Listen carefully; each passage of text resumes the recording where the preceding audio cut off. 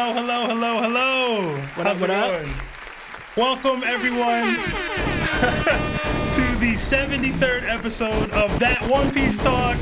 My name is Seb. Lawrence. And this is That One Piece Talk, where we talk One Piece. As you guys can see, Larry's not here today. Neither is Lionel. They're both feeling a little under the weather. They're pretty damn sick right now, so send your best wishes to them, if you will. But thank you, everyone who's arrived early. You know, it's truly an honor to have you guys here. We're going to try to trudge through this episode. We had a really nice and amazing chapter this week. But with just me and Lawrence here, we hope to get the call sooner than later than normal and hear a lot from each of you guys.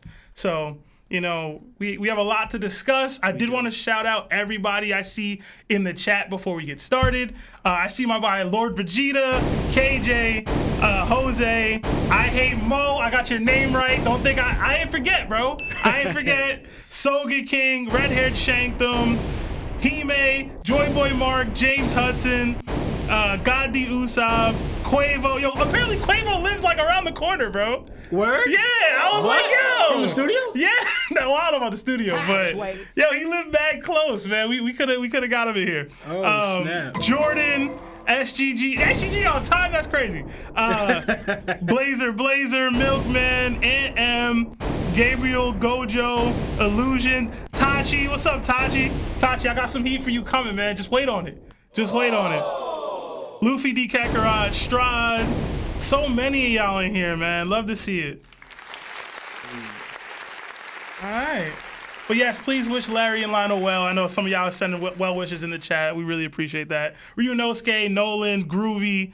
I see y'all in there too, man. Shaggy, I see y'all. But yeah, I love shouting you guys out. We have a couple of announcements to make in regards to the channel.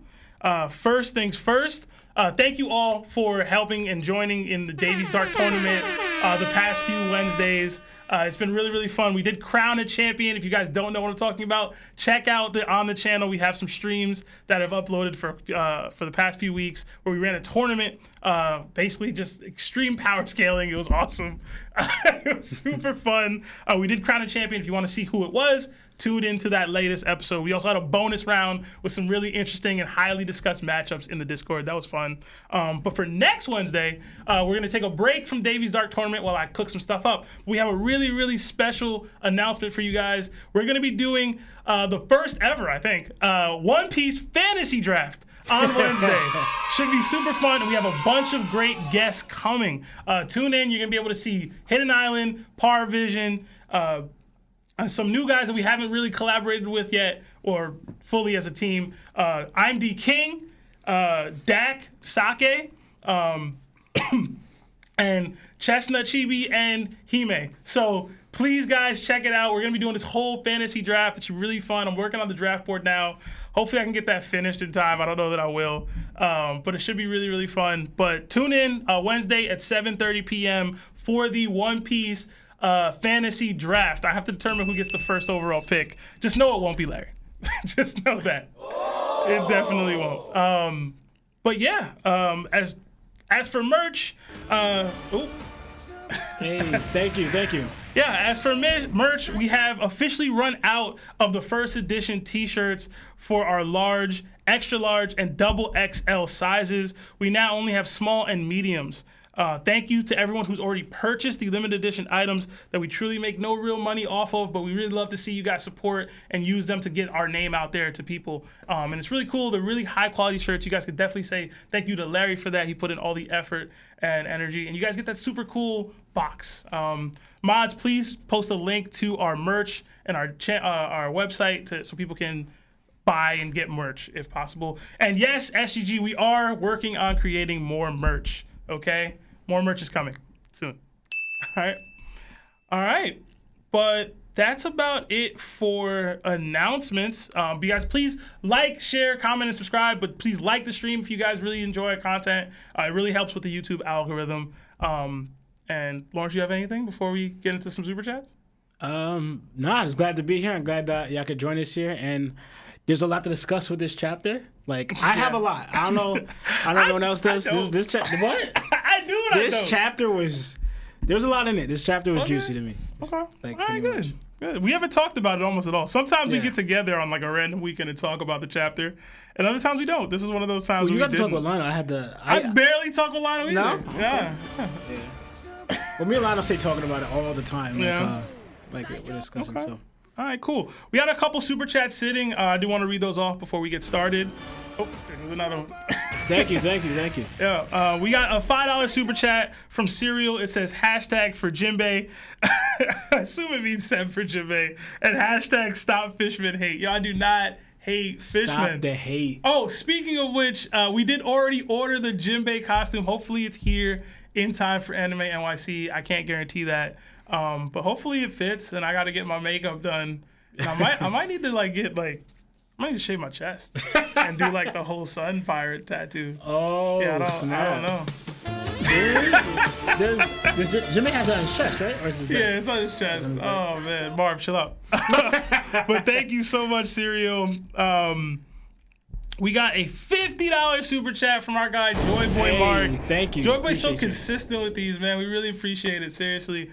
It says, yo, don't care what Larry says. Oda popping off with these chapters since the final Luffy versus Kaido, especially with this cliffhanger. I agree. Yep. Chapters have been bangers nonstop. He's just been writing, man. Mm-hmm. And I think we can attribute that to a couple of things. One, he doesn't have to do so much buildup anymore. Like in Wano, it's like, oh, I go in and I have to introduce all these characters and we have to learn the lore of the land and there's some person who needs help and it's like, nah, we getting right into it. We got Blackbeard and Law, we got Sword, we got this and that, just popping off whenever. So. He has a lot going on, and I would say he doesn't have enough build up for now. Like he could take a break from building up because I'm pretty sure he better. I mean, I think he would have to build up, for example, Elabaf. Will he though? I don't know if he will, but he should. Like the way I'm saying is like I don't see there being like, oh, I mean maybe there is, but I don't see it's like, oh, there's these giants that are being persecuted against and I have to free them from like you know what I mean? I get Like that, that's I what get it's been. That's what it's always been. But to me, I feel like Elabaf, I mean, you could say Wano was, but to me, I feel like Wano was about like this. But Elabaf should be all about strength, like power and strength, you know? We gonna see. People think we might not even get the Elbaf, man. So I'd be disappointed. It would to me. It wouldn't make sense if he didn't, because he kind of that's like Wano. Elabaf was mentioned before Wano. You know what I'm saying? So ever since what was it? Those two giants we met on the island, and Usopp's been Draghi and Broggy, yeah. So he's been kind of setting it up for the longest. If we don't get it, I think a lot of fans would be disappointed in that because, like Oda, you whet our appetite for this for how long, and we never get it. And if it doesn't, not say live up to it, but like we don't get much from it at all, like you don't hype it up, it could be kind of disappointing. It could be a miss from Oda. Yeah, I can see that. I mean, I got faith. Right, thank you so much, Joy Boy. We got another $10 super chat from our guy Celestial Donkey. Thank you so much, Celestial. It says, "Looking good, boys. #Buggy Gang." Thank you. I just got the shirt. I was at the mall today. Actually, I shouldn't have said that. I was playing hooky from work. Anyway, I shouldn't have said that. I should have said that. I feel like somebody from work low-key watches the stream. So that might be a problem. But thank you so much. Oh, speaking of which, with our next super chat, it's from Joyboy Marcus, $2. It says, the last super was supposed to be for #Larry for Soga King. Speaking of which, as you guys can see, the ticker is on the screen. We changed the total to 1,300. It was originally going to be 3,000, and I said we should keep it at 3,000. Larry said it's too much. We would feel like we were robbing you guys. I ain't shit, so I was like, I'm with it. But Larry told us to scale it back to 11,000, which didn't make any sense for Usopp's character, so we switched it to 13 to try to keep that 3 from his 300 million that he had from a while ago, or 30 million from his first bounty. But either way, it's 1,300 now, so if you guys want to see Larry as Soga King, donate and #Larry for Soga King. We are keeping track. And mods, I believe it's Chris. Please keep track of the tally totals for whatever hashtag people are putting with the super chats. But thank you so much. And I think that's it for supers for now. So we can get right into the chapter. Okay. Oop, we just got we got it on. All right, before we get to the chapter, we got a $10 super chat from Red Hair Shanktum. It says, Gamba not forgotten, #Larry for Soga King. So thank you so much. Thank you so much, Red Hair Shanktum. All right. I don't know how Larry does all these questions, man. This is a lot. It's a long. It's like a lot going on here. Anyway. All right. We start off the chapter with. Oh, actually, first let's get into the cover page. Well, you haven't seen Film Red yet, right? I have not. Yeah. So I feel like it's a little bit of a spoiler here with this. Like, Lano has some weird. I didn't talk much about it because I didn't see it, but it was like, are these like the lines of who fought each other? I mean, I don't know what's happening. No comment. I can't comment. On that. I'm asking it, but I don't want to hear the answer. I want to see it. But I was just talking about the fact that Gear 5th is like on the cover. Like, you know what I'm saying? Like, Yeah, it's like I mean, you didn't see it. It's like, yo, why did you do that? If someone, for example, I mean, it's kind of obvious though, because if you saw this, you obviously read the manga, so you know he has. The thing is, if you didn't know he was gonna do that in the movie, I guess you didn't know what time it was gonna take place. Mm-hmm. Now you know. All right, this took place after Wano. Yeah, man. I mean, to me, I was like, you should reason out. If Bullet took place before Wano, thank you, this would have to take place after. You know? Yeah, I mean, I ain't mad at it. It could have. There's a lot you can do with that. I'm just saying, I wouldn't have put Gear 5th Luffy on the cover. Yeah. But that's me. That's me. So what spoils to me is these black wings I'm seeing on her. And I'm like, no comment. I'm like, no. Where did that come from? I have no comment. Like, what does that mean? I have no comment on that. But I thought the cover page was pretty dope. I didn't like seeing the Gear for Luffy, but that's also because I think he looked weird here. This is the first time that I saw him, and I was like, this looks stupid. Everybody else looks relatively cool or like funny or whatever in like the cover, badass or whatever. Luffy just looks goofy. It's just the way his hair looks right now. I don't know what it is, bro. I don't know if it's his nose. It's the shape of his head and his hair, because it looks weird. That's the only thing. And he has like Sanji eyebrows, but they're all going in the same direction, like that one swirl. So man, I don't know, but I don't know. But all right, we'll get right into the chapter. We got super chats, right? We did get a couple. I should read them first, right? Yeah. All right, yeah, real quick before we get to the chapter, I'll finish off these super chats, and then we'll get to the chapter, y'all, all right? And that's what Larry be feeling like. Yep. That's what you feel like. All right, we got another $20 from Celestial Donkey. It says, hashtag Larry for Soga King, hashtag Buggy Gang. I love that Buggy Gang has lived on beyond his cosplay. We got $2 from Gabriel Montoya. It says, can we ask about Film Red? If so, may I ask? As of now, no. We are waiting until a lot of more people can see the movie itself. It only dropped just last Thursday, I believe. So we were going to wait until, I think in the Discord, it was till next Monday. So it gives people 2 full weekends to see it. Then we can talk about it. Next, I don't know if it's going to be next week. Because I don't know when you guys are going to see it. We also kind of need the twins to see it before we talk about it on stream. We could probably make something happen this week, maybe. But as of now, no. Please note Film Red discussion in the chat. But thank you so much, Gabriel. Soon we can talk. And if you go to the Discord, we are having active discussions about Film Red in the Film Red Spoilers channel. By all means, if you've seen the movie, hop in there. You can talk about it and share your thoughts. Give your ratings. A lot of people are giving ratings. But all right, we got another $3 super chat from HG. It says, I still believe Struzan is Madara. That's an inside joke, and I don't know if any are familiar. But essentially, do you know who Struzan is? No. All right, so Struzan, I don't know how to say his name, but Struzan is the guy that fed Big Mom after she ate the kids and ate Mother Kelmer's devil fruit, right? Yeah. Okay.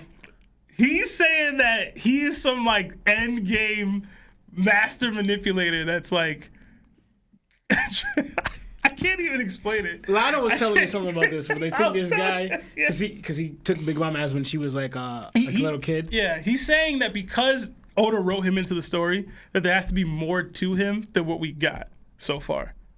Like there has to be another element to him because he was on like Elbaf and not, you know what I mean? It's like, why would he be there? Like who is this random person?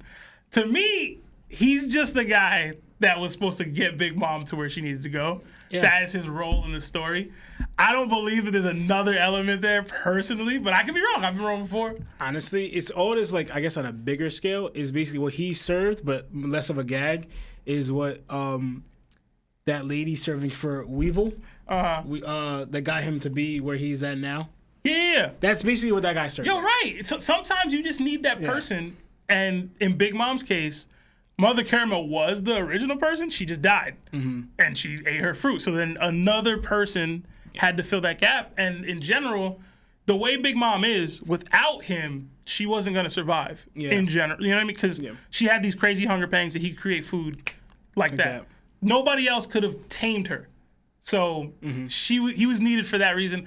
I don't think he's a Madara level manipulator, which to me is a wild take. Think of what was it, Babidi from Dragon Ball Z? Yeah, man. Babidi didn't really have that big of a role, but yeah, he was with Majin Buu, like his not really mentor, but like, you know what I'm saying? That figure. It's the same way with Weevil and what's that person's name with Weevil? Bakken. Bakken, yeah. Bakken. Yo, it's literally Majin Buu and Babidi. Yeah, like, that's what it is. Yeah, that's exactly what it is. I saw a super dope theory recently because you brought up Weevil. They were saying that Weevil was the first failed Seraphim. Yeah. How you feel about that? Based off Whitebeard DNA. I don't see it. But that would be kind of cool. That would be interesting. Honestly, that would be.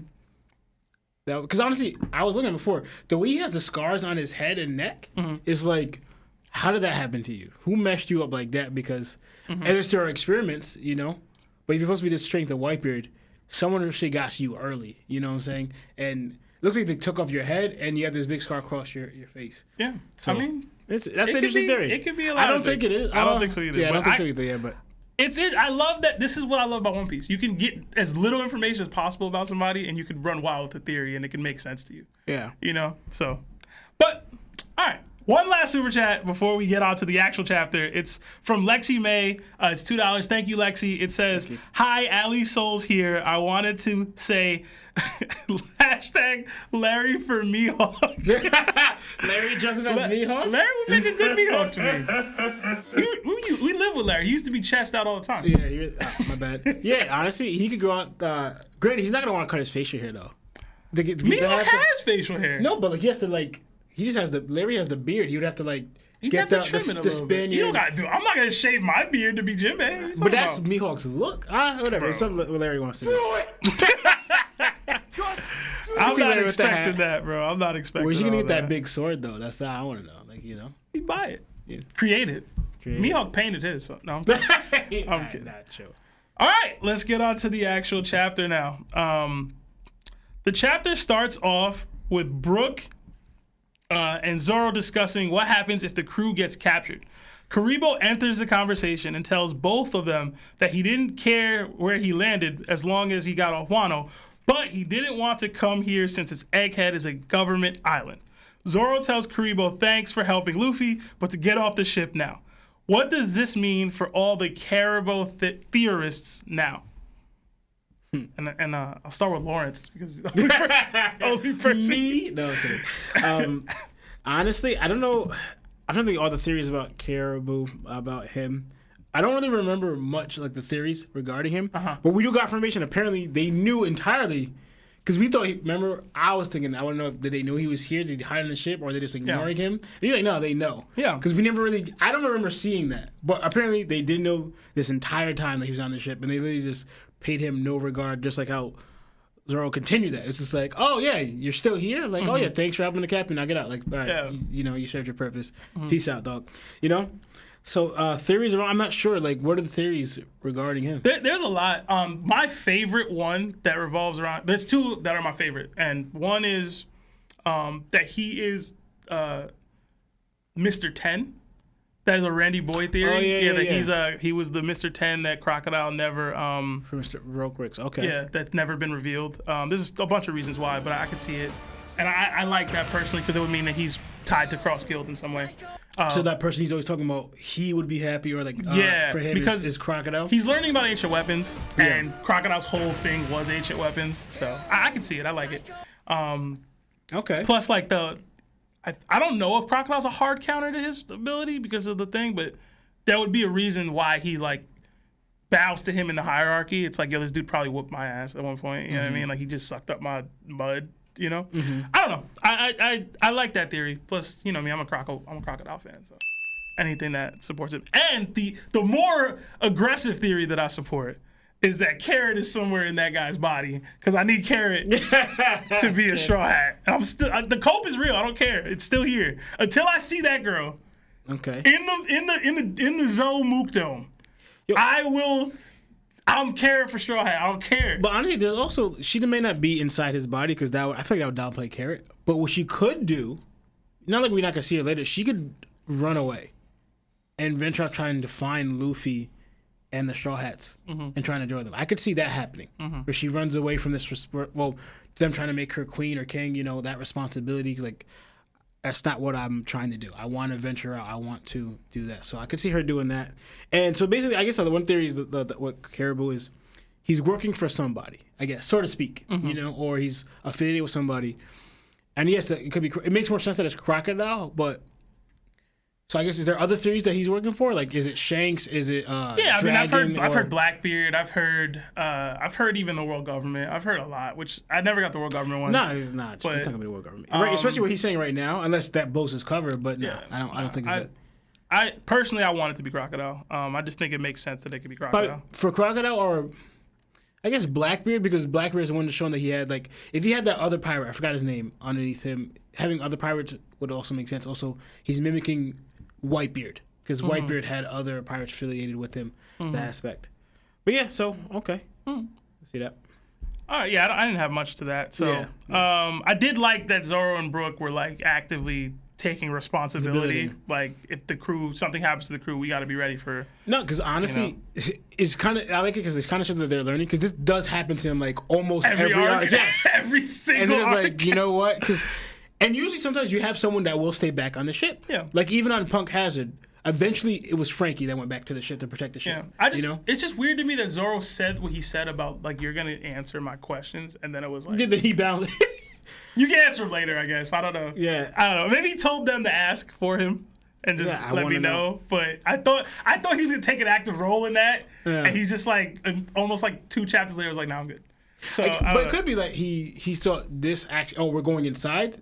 Not the real Vegapunk. Yeah, I mean, the more responsible, like if everyone's inside, someone has to watch the ship. Because also too, not only they all get captured, where do they take their ship? There's no escape. Right. So they taught the more responsible route, which was cool. Like, you know, to go saving the ship and protect the ship. I mean, and eventually, if something pops off, to save the Nakama. So yeah, it's smart on their part. Like they went the more cautious route. All right, we got a couple super chats sitting while we were answering that question. We got a $5 super chat from Celestial Donkey. It says, how much for you to shave for the Jinbei cosplay? There is no amount. There is no amount. I hate what my face looks like with no facial hair on it. I have grown accustomed to it, and I don't care how patchy my beard may look at times. It is here to stay. All right? All right. No amount. No amount of money. But thank you. We also got a $5 super chat from Steven Luizo. It says, hey, fellas. Since the new Hunter x Hunter chapter is coming out, is there a character from Hunter x Hunter you'd like to see in One Piece? And I'll shift that to you, because I've never actually really watched Hunter x Hunter.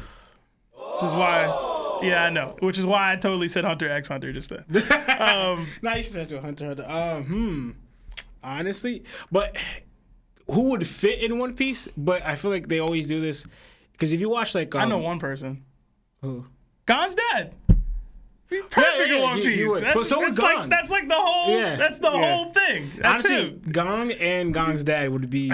They would just match up with person. Because like in One Piece, when they do crossovers, they did it with Dragon Ball Z. They did it with Toroki. I don't know how to say it. I never watched the show. The eating. He's like Goku, but he eats a lot or something like that. Toriko. Yeah, something I forget. Something like that. But yeah, but he used to have the main character. So Gon is. Honestly, that he fits well in One Piece, because him and Luffy would just hit it off, and they would also battle each other. That would be a funny interaction with them too. But as a character, like not the main character, Gon's dad, like the way he is, the way he thinks, he is a One Piece character, so to speak. Like he matches that up. Anyone else, like a cool Killer was awesome, so I know people would want to see him in there. Like match like other people. That's a good one. Larry, I know you've seen like all of Hunter x Hunter. I'd say put a poll up to see who people would want to be in the show. I know some of the generic names. I didn't want to say any main characters. I was trying to look at somebody deeper, but I just don't know. I could totally see Hisoka being in there. I thought of him, but I was bizarre. like, nah, he's No, he's not really. He's a wild dude. Yeah, he's not really, because he's more like a Orochimaru character, and there's not really much Orochimaru characters in One Piece. There's some wild people in there, bro. That's all I know. I've seen a decent amount of Hunter. I just never seen a stream. That girl that gets brolic. I forgot her name, but she would be in One Piece character. And HG, I did not say Hunter x Hunter was mid. I just said I haven't seen it. There's a difference. I plan on seeing it. All y'all flame HG in the chat for calling Hunter x Hunter mid. I didn't do that. That wasn't me. All right, let's move on. As we move forward, Lilith leads Sanji and the Straw Hats through a door that's passable, but then hardens after you pass through it. Lilith disappears and we hear Edison, the inventor. He tells the crew to walk forward. To their surprise, they see a young Jinbei with Lunarian fire and black wings. They all make up these ideas as to why this thing exists, and Seraphim Jinbei shoots a laser beam at them. Everyone goes into panic mode, and Nami steps up first. Seraphim Jinbei surprised everyone by diving into the floor. Frankie says he knows that power, and Seraphim Jinbei chokes up Nami. Sanji and Robin get pissed and attack as well. Usopp joins the fray only to get yoked up. Larry wrote this so funny. Anyway, only to get yoked up and Frankie charges up a radical beam. What did you guys think about this scene? And I'll start with Lawrence again. You could answer right after you go. No, bro. I can't answer right after I go. Okay.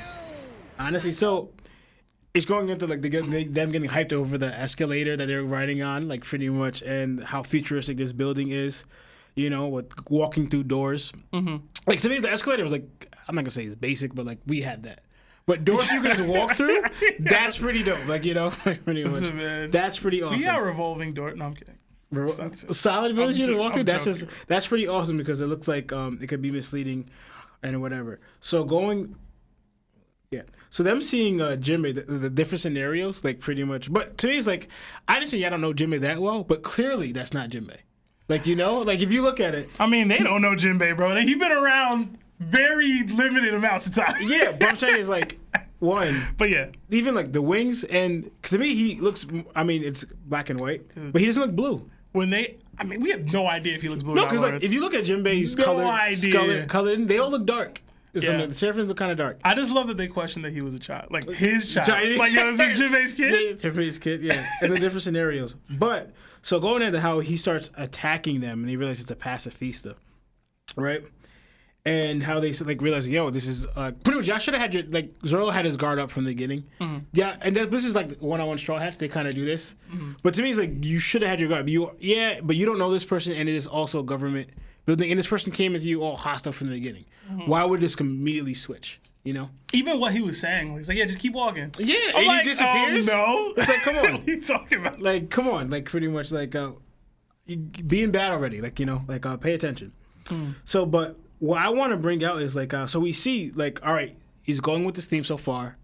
We see another Shichibukai, right? Mm-hmm. I still don't think it's just going to be the Shichibukai, but right now this is what we're seeing. You know, the replacing Shichibukai, you get Seraphim's copies of the Shichibukai themselves. For whatever reason, why, I don't know why he chose to do it that way, because you could have had them look completely different, but he chose this way, right? But I thought it was interesting, and I want to point out, is his eyes. Mm-hmm. You look here, they don't turn into stars until after he starts, thank you, until after he grabs up Nami by the neck. Like, you look at his eyes beforehand, they're regular, they're normal. So then when he grabs Nami by the neck, they switch to a star. Mm-hmm. So does that? I wonder what that means. Maybe that's attack mode, because we saw the stars on the other ones, the Boa, the Hancock one, which, you know, she was in attack mode, like she was fighting. I don't remember if we saw stars on the Mihawk one or not. Yeah. I'd have to go back and read it. I want to know if it's like, for example, because I think it already attacked, What if that's like a kill mode? Yeah, I mean, Because like attack mode is like, all right, defend or attack, like, but like, no, with the intent to kill, like it could be attempt to capture, not to immobilize, attempt to attend. But thank you. But that could, I'm not gonna say like it, but I'm thinking, because the way he grabbed, because you see the vein pop up as soon as he grabbed it by the neck, and then squeezing out Nami, and then how mad Sanji would get mad already, but also how mad Robin got, showing that he was tended to kill Nami, not apprehend her, not knock her out, not immobilize her. No, it was so that's what I'm thinking. So maybe this is like when it's under the eyes, it's in kill mode, So then also too, another thing I want to bring out, it has an ability. An ability that we've seen already. Yes, and I don't know if you remember when Nerd Taku called in, and his question was, Thank you. If you were to give each of the Straw Hats a specific like ability, what would the ability be? Yeah. His choice for Jinbei was Senior Pink swimsuit. So he's like super hype. I'm super hyped for him. He like called it, and there's like no way to know that, but like he called it. Like I don't even think if he knew if Seraphins were a thing yet. Maybe we did. I don't remember. Maybe we probably did. That might be why he said it. But either way, it's just cool. Like it just works. Hey, but there you go. You got what you wanted. You got Jinbei with the Senior Pink fruit. So it's crazy to me because how did he copy this ability? Because like it's not like did they cap up all? All of the Don Quixote family is arrested.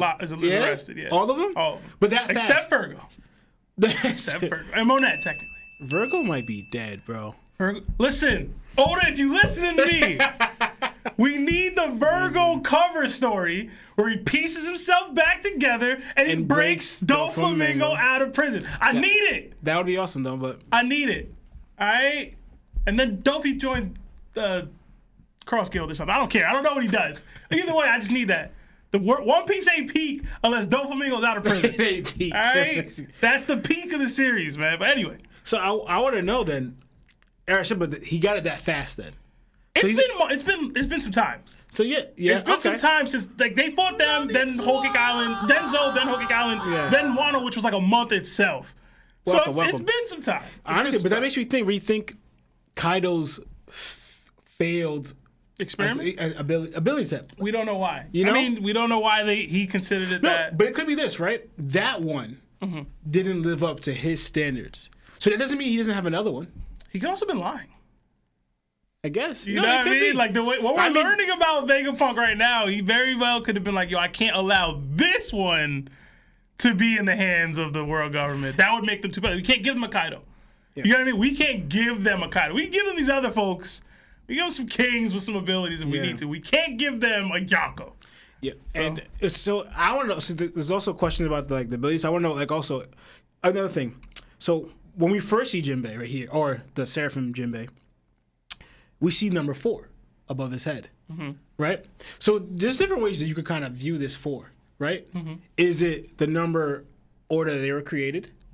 Is it the number of strength, like he's strengthening them? Like I went the same place that you went with the strength one. Or Lotto had one. He was like, is this the number order of the Shichibukai actively when they became Shichibukai? Like Jinbei was a 4th Shichibukai. I think Crocodile was the first one. You think? Or am I tripping? Was that accurate? I feel Did like they that say was the first. I feel like that's like Mihawk was like the first. I feel like that's one of those like One Piece facts that aren't facts. Thank you. Which has happened 1,000 times, honestly, like since the series began. I mean, Crocodile to me, who I kind of believe who would make sense to me, who were the first ever Shichibukai, was either Kuma or honestly Mihawk, because Kuma, cause see how he's the first, like out of all this. He became the first because he was king of the kingdom and all stuff, and he established. I don't think Kuma was first. Or Mihawk. Crocodile, I'm not sure, but anyway, yeah. So those 3 things, like the order. So I don't know what y'all would want it to be, like our audience. Like, would y'all want it to be number of strength or number of like? I think it's better to keep it vague because you don't want them like the number 1. Oda telling us who's the strongest one. Okay. Until later, but that's me. No, that makes sense. I get that. Okay. And then also, too, all right. Then one thing is like, all right, we keep seeing the same Seraphins, kind of the same characteristics: darkened skin, flamed, and wings. But we do know, right?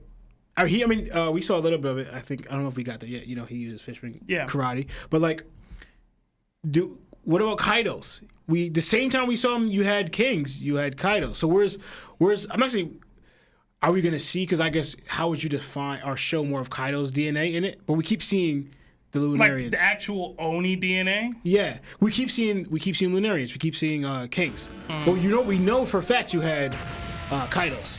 You know, so it's like. Unless they're already in it, or unless he's saying that for the different ones, stronger that's ones. something I wanted to talk about for a little bit. Thank you. Yeah, I know. But in general, like what made Kaido as strong as he wasn't necessarily the Devil Fruit; it was his hockey. Yeah, but you can't say that for King. You know what I mean? Like, and I'm not trying to knock King, but like what made him as strong as he seemed to be was the fact that he was a Lunarian. One, he's more rare, so they probably took way more time experimenting on him. And two, even if you were to recreate an Oni, like, we've seen giant Onis. Yeah. And it's like, ours didn't go that hard. You know what I'm saying?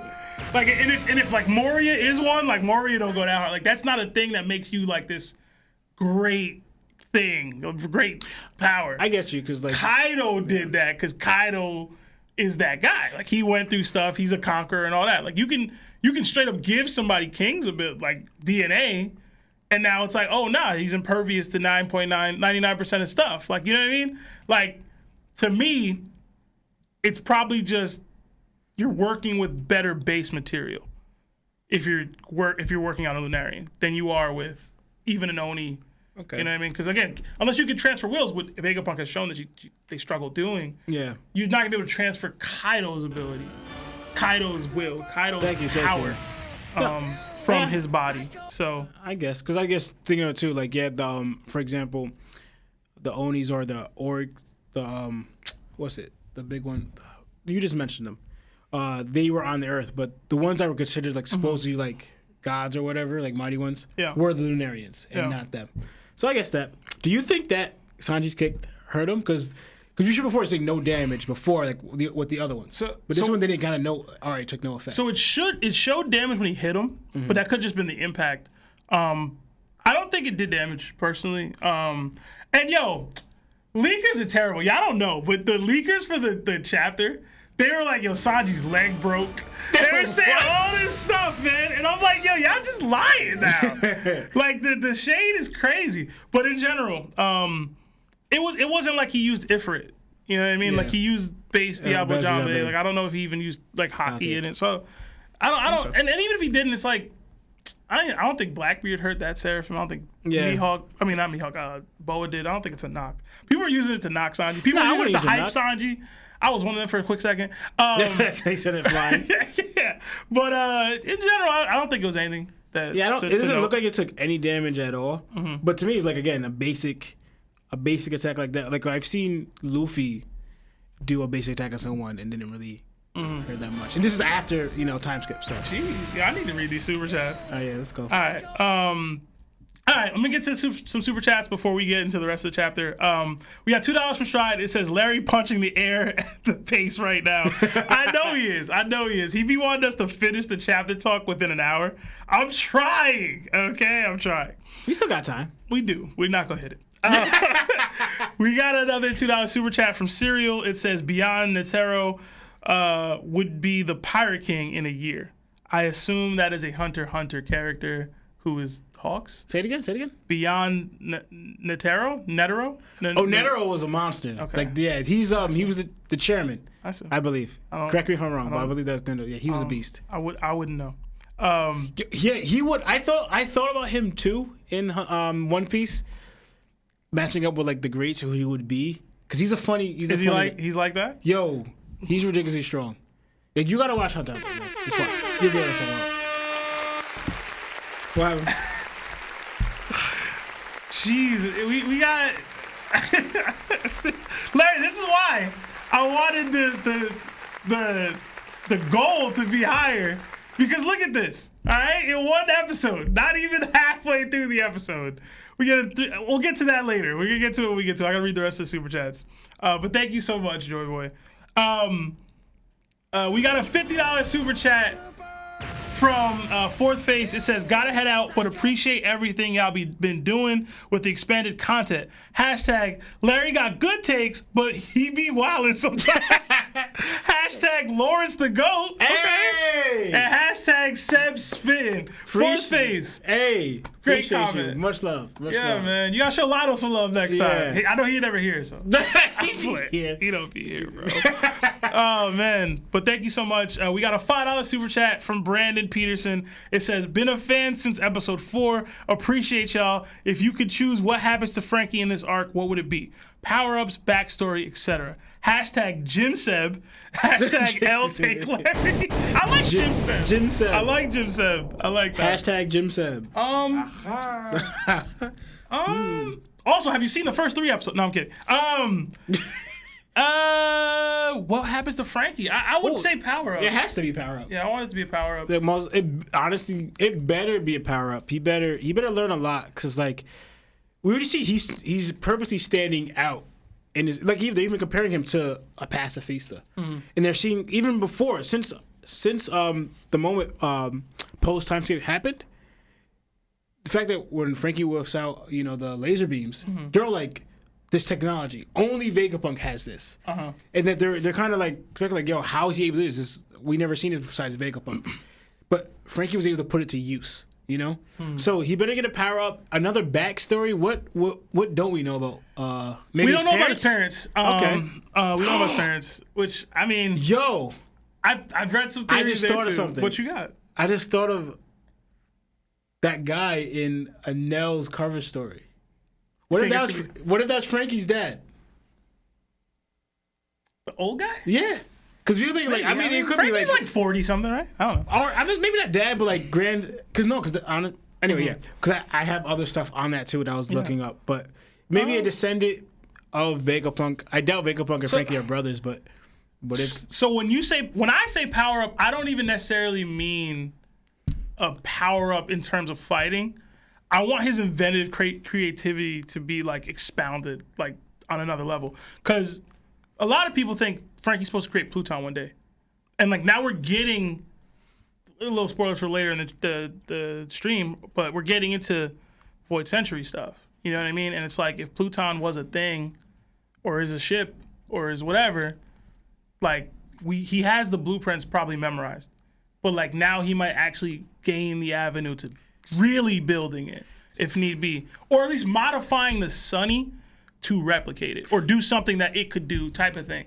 So I was thinking more of Frankie realizing what's going to be needed for Luffy to help Luffy become Pirate King is that he develops himself to be the strength of an ancient weapon. Like he becomes an ancient weapon himself. Damn. Yeah. You putting Frankie at the top with that. Yeah, like, because we have Shirahoshi, like, she's an ancient weapon.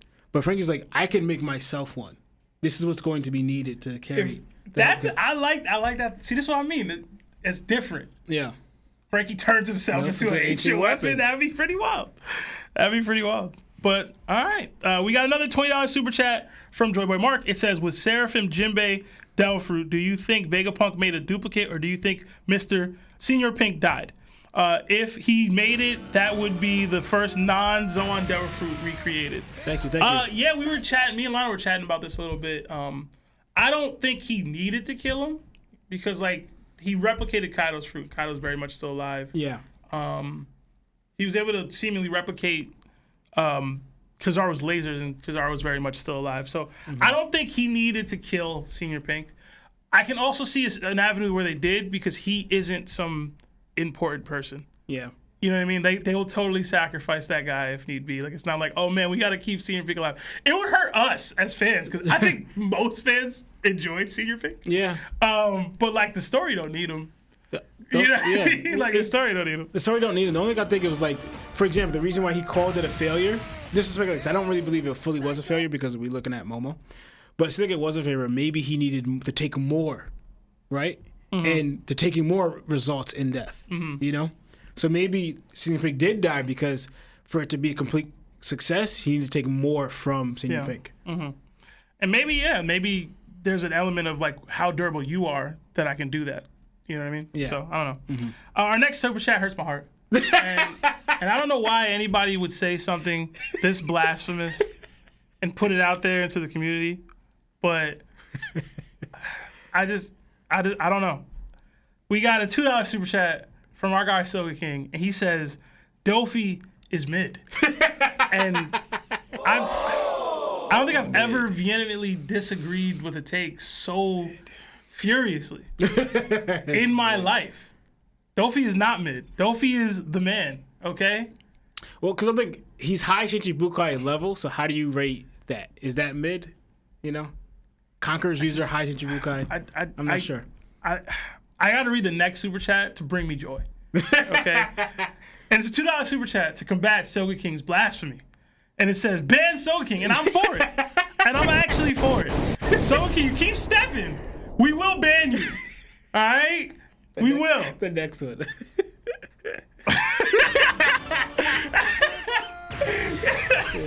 We got a $2 super chat from Soga King. It says, Strahd, fight me. See, that is the energy that I appreciate. Soga King, fight for your right to make bad takes. Okay? I like that. That's what I do. Keep it love, though. Keep it love, all right? Nah, fight! I want war in the YouTube comment section. We got a $5 super chat from my guy Tachi D Spins. It says Dofi and Crossguild is Itachi agenda. LOL. Dofi asked to team up with Croc Dermarine Ford, and Bon Clay is in level 5.5 right now. Chapter 666 is cover. Tachi, I love you, bro. That's exactly the type of energy we need to be on. I need an Impel Down 2.0. All right, with Dofi as Croc and Ivankov and Bon Clay is Ivankov, and I don't know what else could happen there, but make it happen. Oda, please. Okay. I don't know how Mihawk and Dofi are gonna get along. They not. That's not the point. Yeah. That's not the point. He's gonna try and manipulate them and screw them over somehow. The thing is, Dofi, as great as he is, he knows when he can't be the dude. I mean, he know he couldn't be Kyle. You know he can't be Dofi. He can't be Mihawk. So he gonna Steph correct. We got another $2 super chat from Strahd. It says, "I will cut you." Yeah, we got actual beef in the. We might have to ban both of them for promoting violence, although I consistently promote violence on this channel. We got a $5 super chat from Celestial Donkey. It says, yo, Buggy was a warlord. Does that mean he has a clone? If so, game over. Buggy wins. Hashtag Buggy gang. I would love to see a Seraphim with a Buggy fruit, like a Buggy Seraphim with like... Bro, it won't be Buggy strength. What would it be? Right? You know what? If I can separate myself from any cutting, and then when you do land on me, I'm Lunarian durable, I can go play. Listen, I got wings. I can fly. Wait, no, King couldn't fly with his wings, right? That was some dumb thing about that. I don't remember what it was. He didn't. He have wings you can't fly. He didn't use them, but because we would see he would have his ability, his Zohan. He would fly with that. Can he fly with the wings? I'm not sure. Oh, but man. He would just go Zohan when he would fly. We have so many requests to ban people in the chat. Nick Quavo says ban Strahd and Soga King. $2. Red Hair Checked says don't ban Strahd or Soga King, but do ban Quavo. Quavo, what'd you do? What did Quavo do? I don't know what Quavo did. My eyes are burning. You crying? No. Sounds like you cried. Just burn it. Go ahead. All right. And then we got a $300 super chat from Joy Boy Mark. That's why I'm crying. Joy Boy, you brought Lawrence to tears with your generosity today, and we really appreciate that. It says, I got to do it. Hashtag Larry for Soga King. I believe with that, we reached our goal of $1,300. Larry, this is what I was talking about. This is what I was talking about. We were going to reach that within an episode, man. But thank you so much. I would love to see Larry in a Soga King fit. Larry, put that order in. You're at home. You ain't doing nothing. Put it in now. All right? Put the order in now. You was quick to order that Jinbei fit. I want the Soga King ordered by night's end, bro. All right? But again, thank you so much, Joy Boy Mark. We really appreciate it. What you laughing at? You gonna find out. What happened? Is it a super chat? It is a super chat. All right, I'm trying to keep up, man. W's in the chat. I see that. We gotta what? We gotta just fart. Did you just fart on stream? Y'all got Lawrence to fart. He laughed so hard and tweeted, bro. That's terrible. I don't even know how to read this name. We got a $2 super chat from Ginga Diblo. It says, Sev got bad takes. # juice booty Sev. What the hell is that? Exactly. What is that? Why? What are y'all talking about, man? What are y'all talking about? How we get there? I don't know. Thank you. We got a $2 super chat from Brandon Peterson. It says, Papa cosplay Larry next. Starfish will to talk. I can't read. Starfish will to talk. I would love to see. Oh yeah, Larry, you kept saying I that. would love to see that. I guess we got to put a poll in the chat to see if that's the next one. But maybe we take a break on the cosplays for now, unless we get something for Lawrence. Cause damn. I won't make it tough for y'all. Larry out here taking it easy. I won't make it tough for y'all to get me. Because they said the shades are the cosplay thing. But you gotta determine one, bro. You gotta determine one. I'm not gonna make it easy. We got a $5 super chat from Ugly Buckets, my boy UB. It says, "Hey, I'm sorry I can't make the full stream, catch the full stream, but I'm making a cheesecake right now." You making a cheesecake? Oh, what? You baking? Yo, you gotta post the results in the Discord, and 2, I want some. All right, I love cheesecake. All right, but thank you so much. We got a $2 super chat from Jacob Tiffany. It says, "Can't stay for a while, got a date. Love y'all." Hey, all right, Mark, play the music for Jacob Tiffany. All right, do your thing, man. Yes, sir. That's what I'm talking about. All right, you woo that young lady or man. I don't know how you doing things, but lady. Do what you think. Do your thing. All right. Nice. All right. All right. We have structure, HG. We're getting back to the chapter right now. Damn it, no, we're not. We got another 2 super chats. All right, real quick.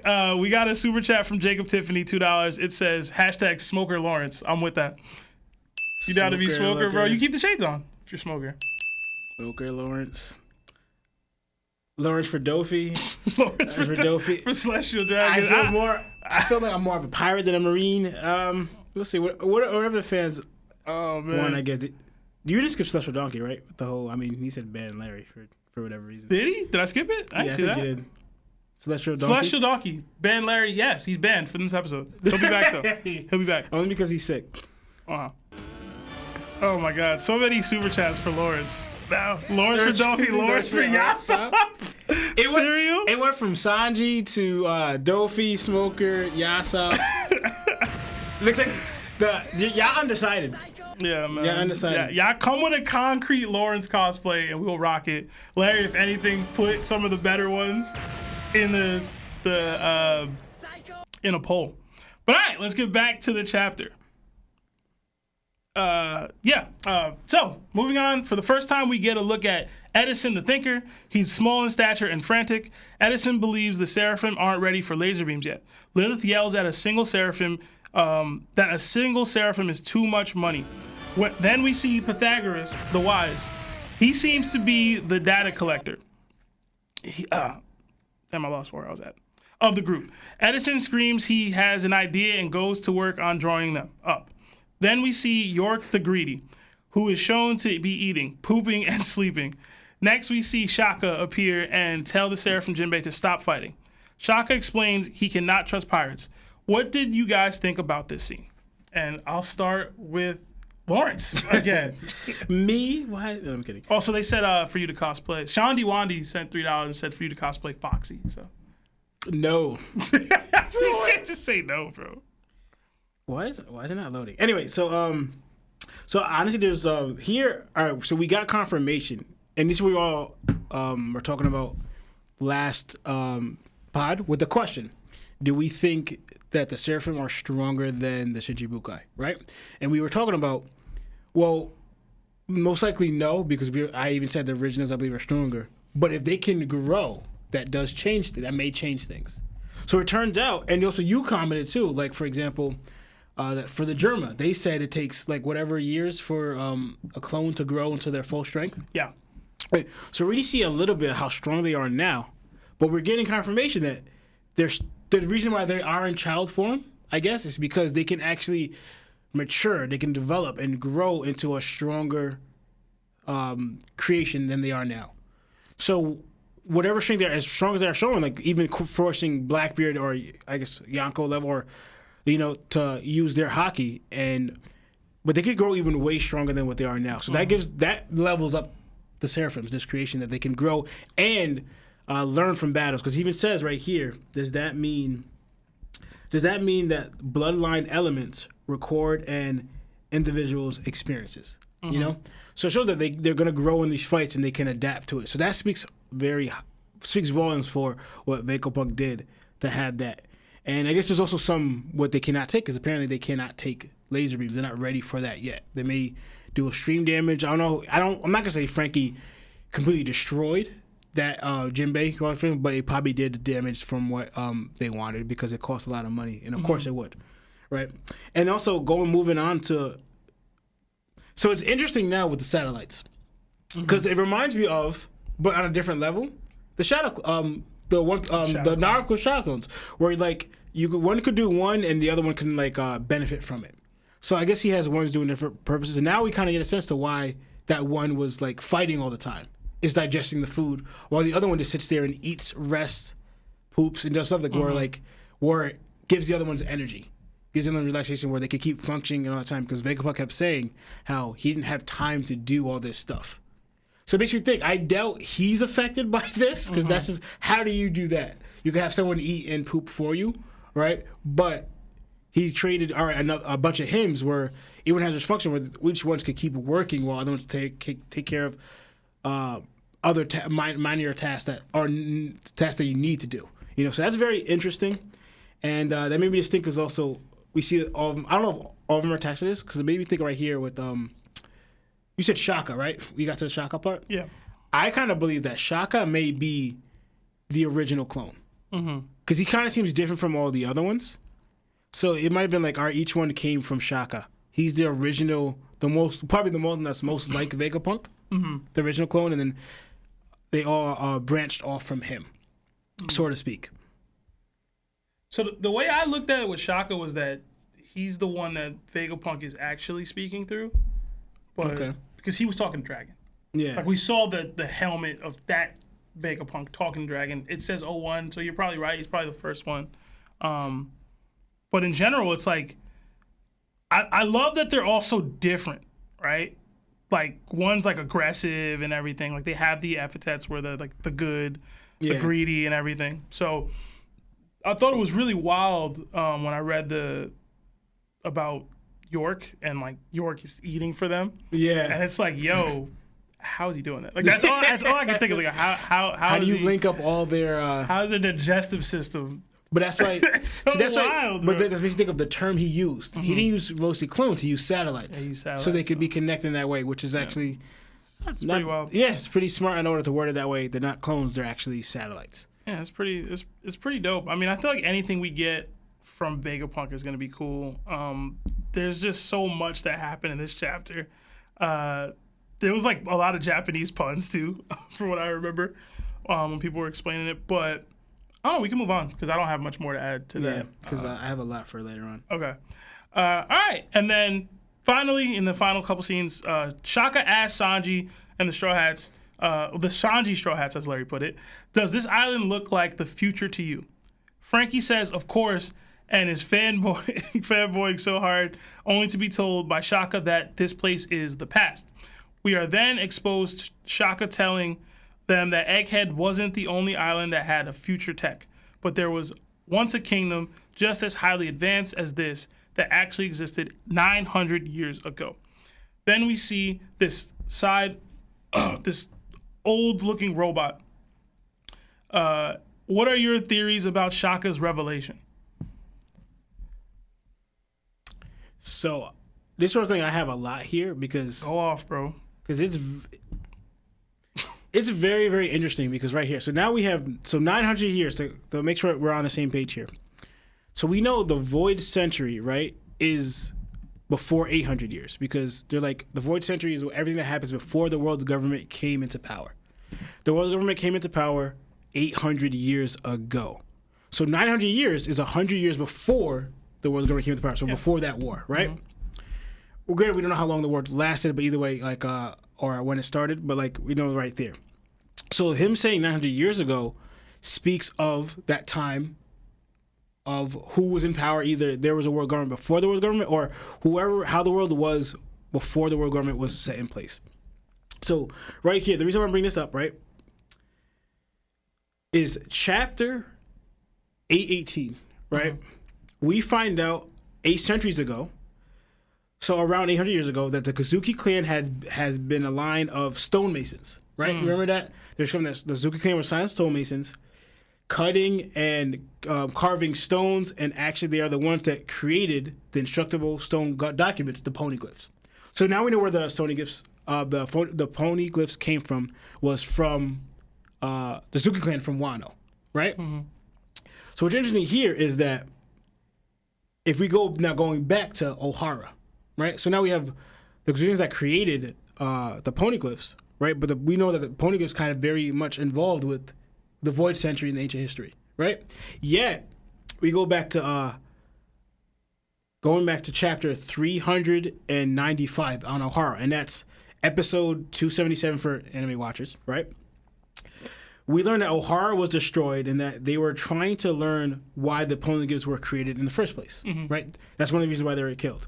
That the people of the past resorted to writing on these stones instead of books or papers because they could be destroyed, and they knew that they had to convey a message to the future. So they were writing to the future about their history, what was going on about them to the future, right?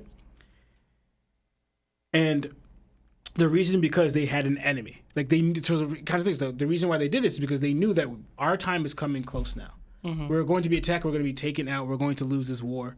So we're going to write on these poneglyphs, right? And convey a message to the future so they know what happened and they know about us, right? So, and then the reason why in the alliance of those 20 kingdoms, then becoming the world government, right? So, and then the world government wanted to erase this history and wanted to erase this kingdom. So what's interesting right here is that the poneglyphs, right? So what Ohara was bringing out is that these poneglyphs point to a nation, an immense kingdom that had enormous power. And the name of this kingdom itself was said to be tremendous in importance, right? That itself was said to be, tremendous importance and the key to understanding the Void Century. So the name of that kingdom is actually a key to understanding the Void Century alone, right? And that the existence and idea of this kingdom itself, the name, existence, and the kingdom, right? Was the most threatening to the world government. Right. So the name of this kingdom has importance of understanding the Void Century, and the idea and existence of this kingdom is the most threatening to the world government, is what we're learning in Ohara. Yes. So the reason I'm bringing this up is because, and Cobra, when he's about to say the name of that kingdom, gets shot immediately. So he was like, "Yo, hush them. They don't want that name uttered." So now that brings me is the interesting is that the Kazuki clan created these stones, but they're not that kingdom. So right here, there's this ancient, immense kingdom. And they show a picture of that kingdom in Ohara at that time of that kingdom. So now it brings out, how does Wano play into this, or at least the clan? Maybe not all of Wano, but then we find out later on what we just read, because like also the poneglyphs also mention the ancient weapons. So now we have an idea. So the ones who created the poneglyphs are the Kazuki clan, but the ones who wrote on them is this immense kingdom that the world government destroyed. So either they bought the stones from the Kazuki clan, or they were allies of the Kazuki clan, and which points to them being more allies, not just business partners. Where's one of the ancient weapons?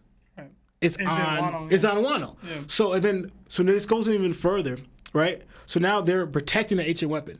Now this actually goes back into interesting the Shandorians, right? Because we know people don't know much about the Shandorians, right? But we do know is that they came from the moon with the Birkins and the Skypians, right? And that the Skypians and the Birkins stayed on Sky Island while the Shandorians came down to the Earth, right? On Jaya. But it says a year when they built out the city of gold, like that, this strong luxury of gold kingdom, this powerful kingdom, was actually 100 years before what Vegapunk just said. So 1,000 years ago. Yeah. So in the prime time of this kingdom, of this immense kingdom, right, before the world government took place, in the prime time years, during that time, the Shandorians came and developed their own kingdom, Yeah, we realized too is that one of the thing the Shandorans, right? They had that who was attacked during that war. The Shandorans were one of the people that were attacked during that war, and they were actually protecting the poneglyphs, or one of the poneglyphs, to that day.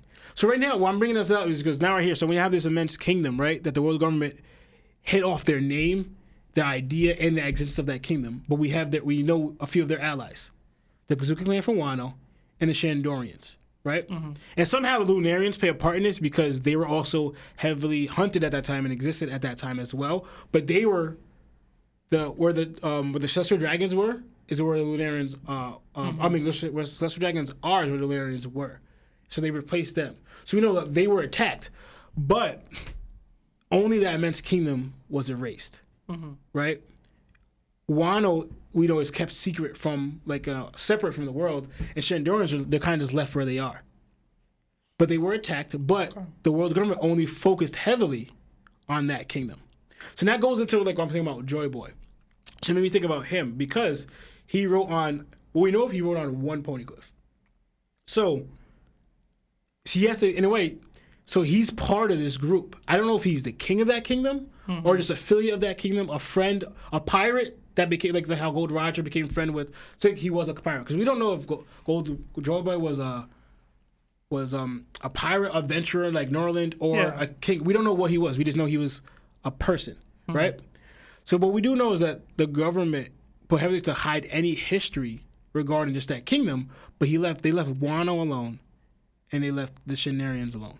You know, the Shandorians alone. But Joy Boy somehow plays a part in this. And also, it could be also, too, what everyone kind of expects, is that Immense Kingdom is where the D's were. Because also, if you go back to when Gold Roger found history, they said it also was tied to finding the last island, Raftail, is that you find out the history of the D. Yeah, right? Well, history of everything. Yeah, exactly. But yeah, okay. So it's very interesting what's going on here with this thing. So, and I'm like, finally, because we're about to get the voice entry. This is how you know we in the end game, bro. Yeah, this is how you know. And Vegapunk, I don't know who called it, but Vegapunk be the one to reveal it to us. I think we all kind of said that. Most people kind of said that. But I'll say this, right? Where my mind went here is, and it's funny because Hidden has a video on this, that they took a lot of technology from the Void Century to be as advanced as they are now. So anybody who's interested, please go check out Hidden Island's video on the Void Century and the Ancient Kingdom. It references Rome and a lot. But essentially, I just heard a funny comment here. Anyway, essentially what my mind went with this was, if they were this advanced, then the ancient weapons really have to be something crazy. Because I assume they were used to take down this kingdom. Yeah. You know what I mean? Because if they had all this technology and the ancient weapons, then how'd they lose? You know what I mean? Yeah. So I'm assuming the ancient weapons were used to take the kingdom down. And beyond that, devil fruits too, probably. Well, we do realize as strong as it has immense power, yes, but this is also 20 kingdoms against one. Yo, I feel you. I mean, yeah, but again, those 20 kingdoms need to have some hitters. They need to have a lot. Yeah. But look, if we look at for example, Kaido's that nation, right? That kingdom of Wano is just one. How many numbers is that was over 10,000. He had 30,000. Yeah, 30,000. 30,000 people. That's one. Times that by 20. Mm-hmm. So you're right. I just want to know the specifics. I'm eager to see the specifics, because it's what was that war like? Yeah. Because everybody's thinking it's ancient kingdom. You think ancient, you think it's OD, in the past. If they have this extreme technological advances going on right now, and it's hey, they lost. Yeah. You know what I mean? Yo, what were they fighting, bro? What were they fighting? And maybe if it is the 20 kingdom, maybe it was too many people. It was too much for them to overcome. But to overcome these kind of technology, even just that giant mecha robot thing that we saw there, that reminded me of you never played Fallout like that. No. But they used to have these giant power armors that you could get into, and there was like even a larger one that you could get into that was like an end game kind of thing that you could do in Fallout 3. Yeah. And I was like, yo, maybe they had a bunch of those just walking around protecting or fighting for them on the borders and things. So it just made me think of what that war must have been like. Yeah. And I can't wait until we get that flashback. Y'all think we get it now? Is it something? Do we have to wait long, or do you think we get the ancient? To me, is it coming? It could be next chapter. It could be next chapter, bro. That we get that. To me, and that's crazy. It is crazy because, like you said, they had the ancient kingdom, this immense power kingdom, the one they're talking about that hasn't have a name yet. They invented the ancient weapons, like the Pluton and all that. Somebody stuff. did. No, they did. Because you can't invent whatever Shirahoshi is. You know what I mean? That's true. Like that's like that's another ally. Exists. Another ally is the fisherman. So we have the Kazuki clan. Real quick, I gotta read HG's comment. Yeah. It says, "Yo Seb, let Law know I know him and Lionel are actually one person. I'm onto him." Hashtag, you guys can't fool me. That is lucky funny as heck. Oh man, it's actually true. That's what makes it wild. It's because they've been saying that he's my shadow clone for the longest. Trying to overtake me. No, I'm kidding. Oh man. Yo, listen. All I know is I'm ready, bro. My body is so ready for the ancient kingdom lore dump. It's been so long, and I joke about this all the time. Some of y'all that have recently caught up to One Piece, y'all don't know, yo. Y'all don't know what we've had to go through for like decades for some of us to get this information. And it's like happening now. And I'm talking to you specifically, Josh. I know you're here. I know you're listening. All right? Screw you and I caught up in 1 year and I get to see Vegapunk already. I hate you. I am a hater. I don't care what y'all say. I have waited decades of my life for this. And this dude people just catching up now and Vegapunk just here talking. This is surreal. This is different, bro. Yo. This is next level for me. And it's getting hyped up more and more for like the surrounding situation because this also could involve. I kind of hope it does. Does Ryuma play a factor in this? He has to. I don't know. To me, he has to. I don't know. To me, but then it goes to what you said. If they had Ryuma, they had the ancient weapons, they had this immense power. They had the Kazuki clan. They had the fishermen. They have Shandorians. How do y'all lose? I keep hitting the table. Bro. You have all of this. Maybe even Lunarians. Because, like, I didn't think King was waiting for Joy Boy. Yeah, so he probably, like, asked the boy. Yo, it could be like, so, like, you have all these ones we're seeing now. I mean, the 20 Kingdoms, that's got to be no joke. Right? But it kind of shows, like, maybe where they're at, too. Because there's also giants. We have Saul, so D's part of the giants. So it's... Because also, if the D's got wiped out, too, that's the D clan as well. Dude, you know? I mean... Like, what's going on? It's going to be them crazy. Ancient weapons got to be crazy. Yeah. But I don't think that you were used against them. I think they were. I think they had to be. I think they chose not to use them. That's probably one of the reasons why they lost. So here's that's possible, but here's the thing. Like, they've said that it could go either way with, however, like with Shirahoshi, you can guide Joy Boy or whoever's supposed to guide her to do the right thing, whichever it is, whether it's destroy the world or whatever. Yeah. And they talk about the power being in the wrong hands. And then we have stuff like Zunisha being punished and Joy Boy apologizing to the old ancient weapon Poseidon. Mm-hmm. Like, I don't know, bro. Maybe trickery happened. Listen, I have some weird headcanon going on right now where like Joy Boy got the Odin treatment where like it's been used in 2 main arcs with Pluton, right? Specifically, that essentially that face swapping ability has been used to trick somebody. And one was Wano and one was Alabasta. Okay. It's possible somebody face swapped into Joy Boy to finesse the, and this is why he apologized. Like, yo, I didn't, you know what I mean? Yeah. I don't know. That's just my headcanon. No, that could be. Just because it's been used in these 2 arcs that are so similar and have been used to highlight Pluton and been highlighting ancient weapon, I don't know. That's part of my headcanon because I've been trying to figure out why he was apologizing for so long. But we do want to get into calls. I'll say one more thing. Oh, yeah. One more thing is like going back to like the players, I forgot to mention. So I mentioned Lunarians, I mentioned the D clan, I mentioned the Kazuki clan, I mentioned Shandorians, I mentioned but also too, the Tatas, right? They've been around since Yeah. Since the Void Century. Yeah. The weird thing is, because like we could get insight from them, but they don't remember what happened at all. So which is just crazy to me.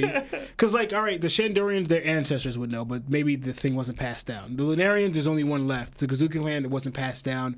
Right? I think Momo and his sister are like the only ones left from the Kazuki clan. Right? Mm-hmm. Tama, the mother, I don't know where she came from, but she could have known. But literally, the Tadas. I guess they stay. I don't know if they're the exact same ones from there, because I don't know if the answers was. But like we got the king. He explained that the feud between the Doflamingo's family and them has been going on forever. They've been oppressed by them. But they said since the Void Century, but they don't remember what happened. So that's crazy. Like if maybe we get some information from them, I don't know what would spark their memory and what happened to them, why they forgot it. You know, like that's interesting. Like I assume we get something to connect that back, because odds are Oda made them forget so that he wouldn't reveal the history. Yeah, exactly. That time, so, but yeah, I mean, I will say that HG, agreeing with my thought process makes me feel that I might be wrong. I just want that to be out there. But I would say last thing, and also going because I'm looking at all this stuff. I know his cover story, what he just unlocked and everything. At the end of it, because rewatching it and what it has to do now, I see why he comes back.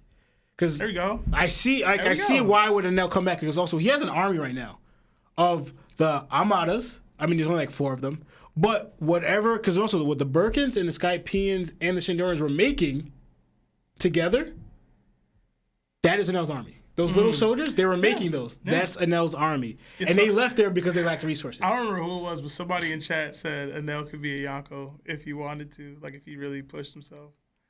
And I was like, he needs a lot of hockey. He might get to Admiral level, bro. Maybe. You know what I mean? All right, guys, we do want to get to calls. We want to hear from each of you guys to give your takes. My bad, Mark.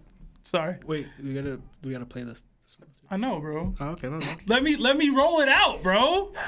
Do you think? My bad. How many times do you have to teach you this lesson, old man? But before we get to calls, we did want to have a word from our sponsor, BetterHelp. Marv, roll it. This episode is sponsored by BetterHelp.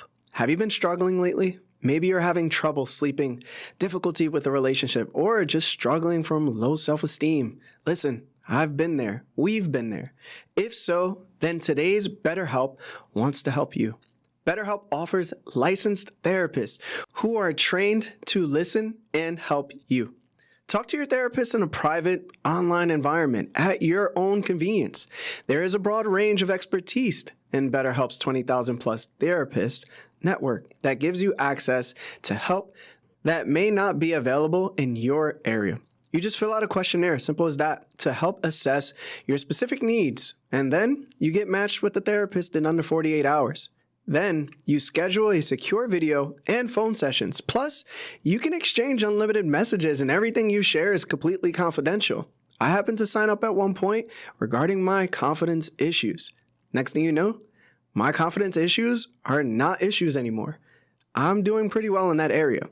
You can request a new therapist at no additional charge anytime. Join the 2 million plus people who have taken charge of their mental health with an experienced BetterHelp therapist. Special offer goes out to all that OnePiece Talk listeners. You get 10% off your first month at betterhelp.com/TOPT. That's BetterHelp, HELP.com/TOPT.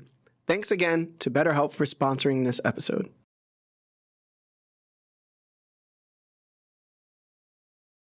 Brother, come on right now. Ah, shit. I wasn't quick enough. You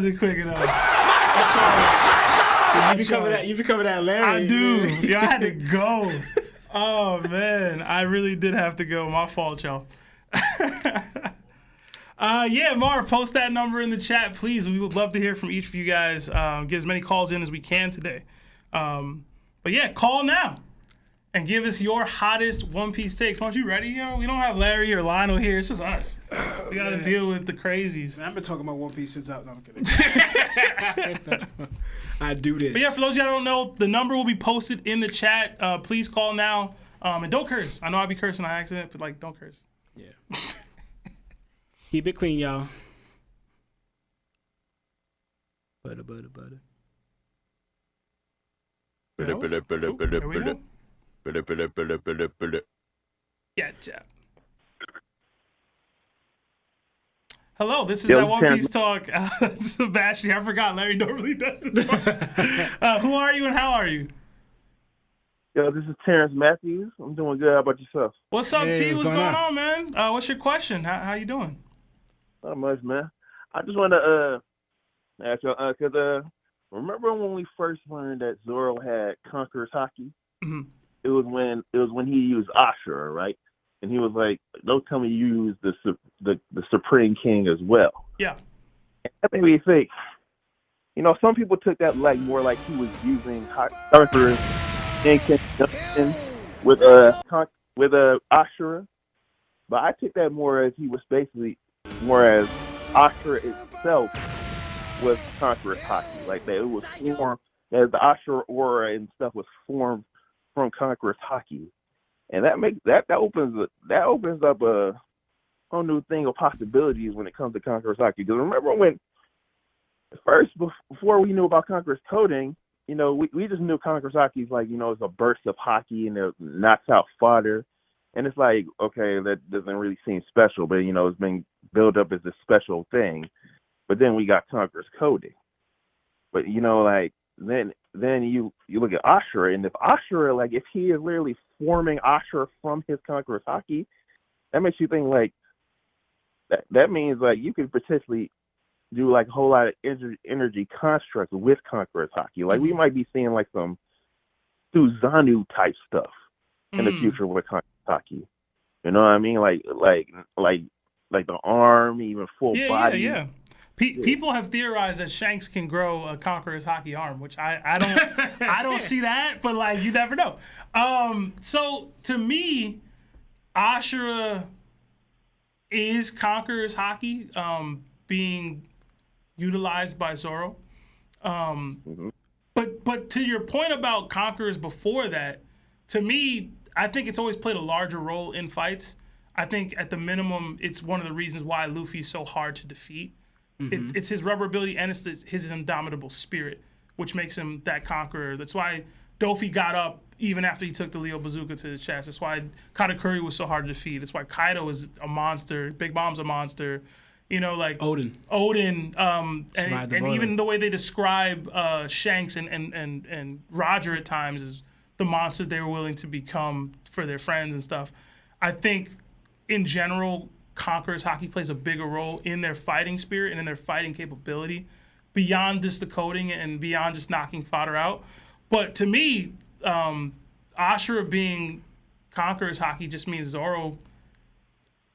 I don't want to say he straight up had it pre-time skip, but he basically had it pre-time skip. At least it was visible to somebody. You know what I'm saying? Whether Kaku knew it or not, he didn't know what he was looking at, or Zoro didn't know how to control it or anything. But at least, maybe I'm tripping. Maybe I'm tripping. But I don't know.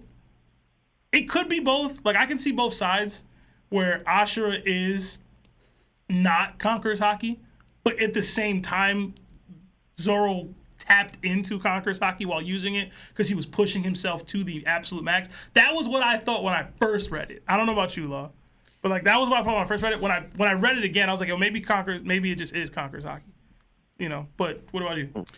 I didn't think it at first that it was Conqueror's Haki. The reasoning about it is good points.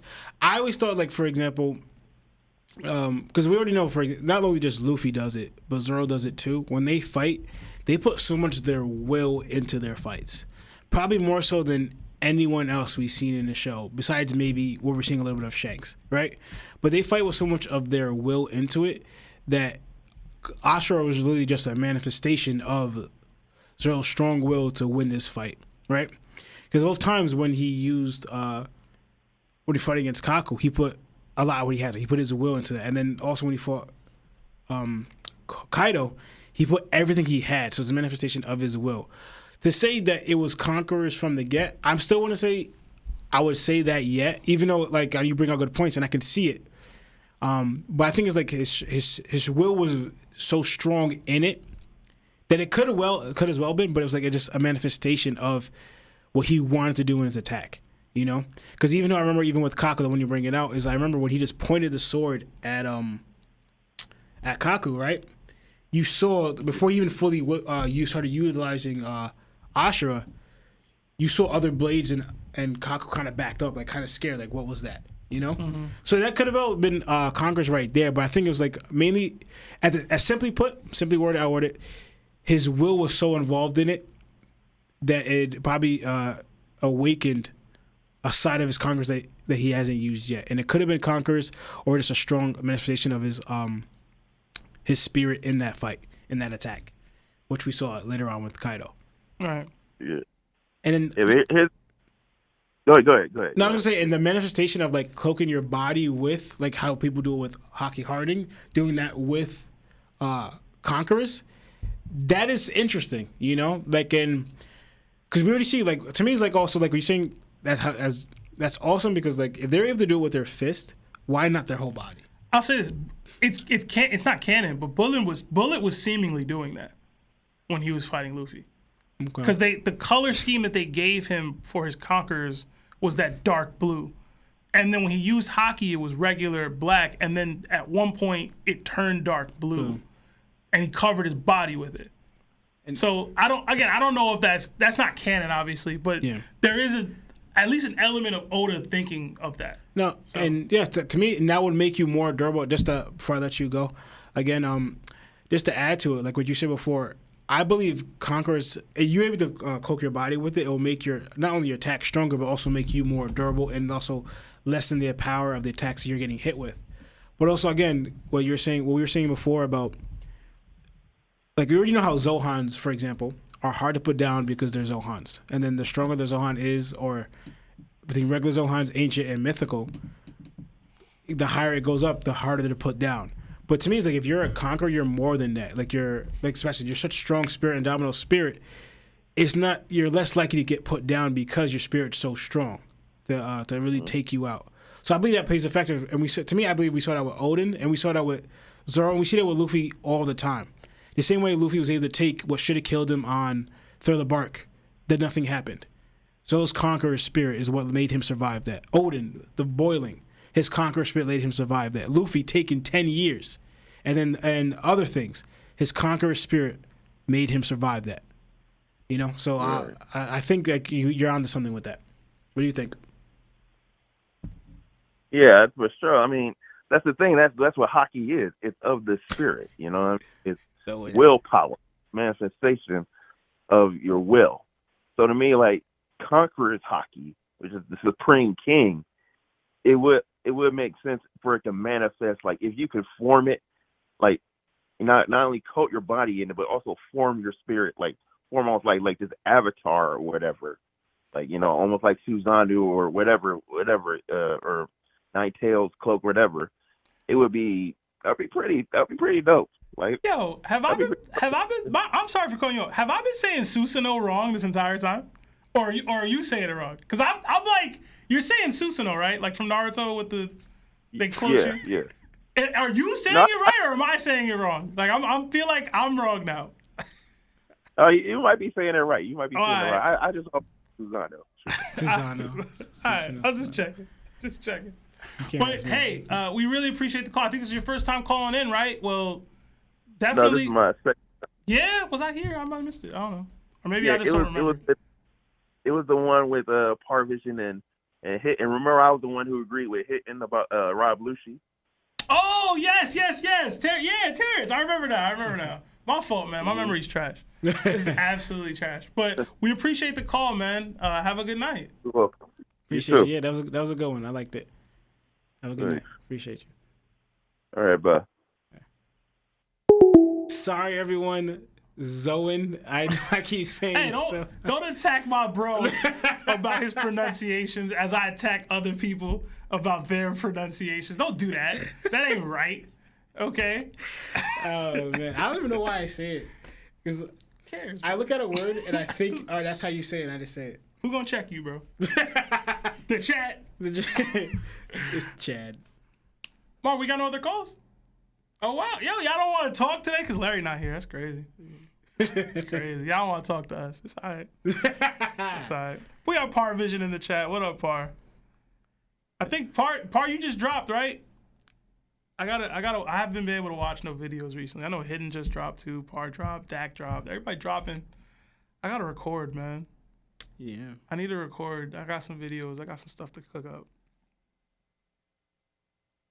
Yo, doesn't this giant in the last picture, in the chapter, doesn't this giant? I sure we've seen this before. I know it has horns. Maybe it's part of the helmet. It reminded me of the dude that trained Usopp when I saw it, but obviously that dude is not that big. I think it's Herculean. Yeah. Yeah. But didn't he look like a beetle though? Yeah, he looked a little bit like a beetle. I don't know. So I'm curious. I want to know because it's interesting. The reason going back to since we have no calls, I'm just gonna talk. Go, do your thing, bro. Wait, how Joe plays a role in this, right? Mark, people are saying they're trying to call and they can't for some reason. I don't know why.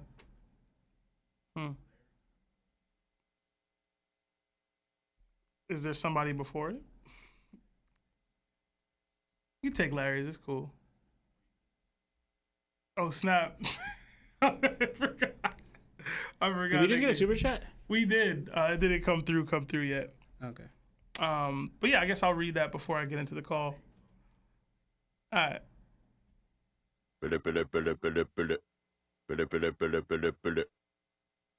Gotcha. Oh, hello, welcome to that OnePiece talk. Who are you and how are you? Hey, yeah, I'm Brandon. It's my first time calling, and I just wanted to ask, who do y'all think out of all the Straw Hats is going to be the next Conqueror's Hockey user? Oof. I feel like we get this one every now and then, man. Yeah, thanks for calling. I Thank you appreciate for your calling. first time calling. Thanks for joining us on the show. And who, like, wait, out of the crew that's going to develop one, or they're going to get a new crew member that's going to have it? Like, out of the crew, who's going to be the next one to develop? Like, is it going to be Nami, like Usopp, maybe Sanji? See, I'm going to tell you my thoughts right now is I believe with Conquerors, with the Supreme King, you have to be born with it, right? And I kind of want to put something together to, like, really explain this because, like, I know my thoughts on this are different from many other people, is that, like, because also what we got, the qualities of a king stand above others, right? The art of not doubting, an indomitable spirit, right? To me, for example, people suggest Nami and Usopp right there, but they don't have that. They don't have that will that stands above others or stands out among others, right? They don't have that indomitable spirit. Like, they can kind of be not easily broken, but their will is most likely to be broken going through severe. Like, I don't see them going through what Luffy, with Zoro, and other conquerors go through, and them pushing forward and standing out on top of it. Like, even going through all these trials, they stand above that, you know, to overcome it. I don't see, like, even for example, yeah, like with was it Ulti? Ulti, yeah. Mm-hmm. Right? Yeah, they were holding down for the captain because they refused to like renounce Luffy in a way. Even though Usopp was saying in his head, "Yo, Nami, just do it, just say it," right? But that's in a way showing that, like, through this adversity, your will is to kind of like is being broken here, or it's like Usopp, like he would run away. So I don't see Nami Usopp. So the me, you have to be born with it, right? And I'm comparing to all the ones that Oda already has chosen, or we've seen in the show, I should say, born with that. You got to look at what they kind of have in common, and what makes them a supreme king, you know. So, and does that fit the role of these other characters? Do they have that same spirit, that same where they would stand out to rule others? You know, and like a Kaido, like a Shanks, like a Gold Roger, like a Luffy, Zoro, a Rayleigh, like all these, Odin, all these people that such a strong, overwhelming spirit to achieve whatever they want to do and to fight down to the end. Can I say another Straw Hat has that? You know, the closest to it out of all of them, like it may be like and I don't even think they do have it. Would be Sanji or Jinbei to answer the question, but like maybe more of Sanji than Jinbei. Where I would be like, okay, I kind of accept it. I didn't see it, but I would accept it. But Usopp, I don't accept. I'm sorry. I'm gonna say that right now. I do not. If he gets it, I'm like, yeah. If I get Usopp, I'm like, this From what I know of the show, it doesn't make sense to me. I'm like, because to me, no offense to Usopp, like, it would downplay the other Supreme Kings if he gets it, because the spirit he shows is not rival theirs. So, and I agree with a lot of what you said. But what about with all the scenes with Usopp on Alabasta? How he, at the end of it all, like, he still stood up and like stood strong against fucking. Oh, my bad. Sorry. Mr. Four and what's his name? What was it? Was it Miss Golden Week? I don't remember what her name was. Or are you talking about a different scene? Lady. Yeah, the groundhog lady. Yeah, hedgehog. Yeah. Yeah, groundhog. Yeah. I mean, the thing is, you can have moments of bravery and you know, moments of like there's conquerors that have shown indomitable spirits at times. Yeah. You know what I mean? That doesn't necessarily mean that you are a conqueror. Well, I will say though, is that my take on conquerors hockey is a little different than Lawrence's. I do agree that you have to be born with it, but I do believe more people are born with it than we think. They just haven't awakened it. They just haven't awakened it. You need a trigger to do so. Or you have to, like Mosh, I think, talked about it when he was on here. You have to remove whatever's limiting you or preventing you from becoming that. So a lot of the people get these triggers at an early age, like Katakuri and Doflamingo, Ace, even Luffy if you count 17 as early. But in general, you have to have something to trigger the spark, to trigger your conqueror's spirit to be unleashed. And a lot of people just don't get that. They don't run into that moment, or they grow and they have some limiter on them, preventing them from being their true selves. To me, if a Sanji or an Usopp do tap into conqueror's hockey, it would be because they are that latter half of people that never got that limiter removed. Usopp, it's his fear. Sanji, it was his family. And I will say, to your point that Lawrence talked about, you have to have this indomitable will and spirit. Sanji specifically, I'm not saying that he is a conqueror, but he does have a conqueror's type spirit in one specific aspect of himself. His unwillingness to harm women. That is a conqueror's level spirit or ambition or will that he will absolutely not betray under any circumstances. Even if it means the death of a crewmate, even, seemingly. So you're comparing it to Dogtooth's and so while it might be misguided, that is still an indomitable conqueror type spirit or will that he refuses to remove or refuses to bend. So I think Sanji could have it. I'm not 100% sure that he does. I kind of like the fact that Zoro and Luffy have it only on the crew even, because I like that as a dynamic for the two of them, even if I'm a Monster Trio guy. I just like that dynamic that these two are the ones that have it. Sanji's kind of the in the background guy. He gets it done in the background, which is hard. Like, you're not typically going to be the king in the background that way. Yeah. So to me, I can go either way with it. Again, if Usopp was to get it, I have that limiter thing that me and Mosh kind of share in ideology for the series. I think you need to remove it. It seems that you think Usopp could be someone that gets conqueror's hockey. Who did you think of the Straw Hats could get it besides, I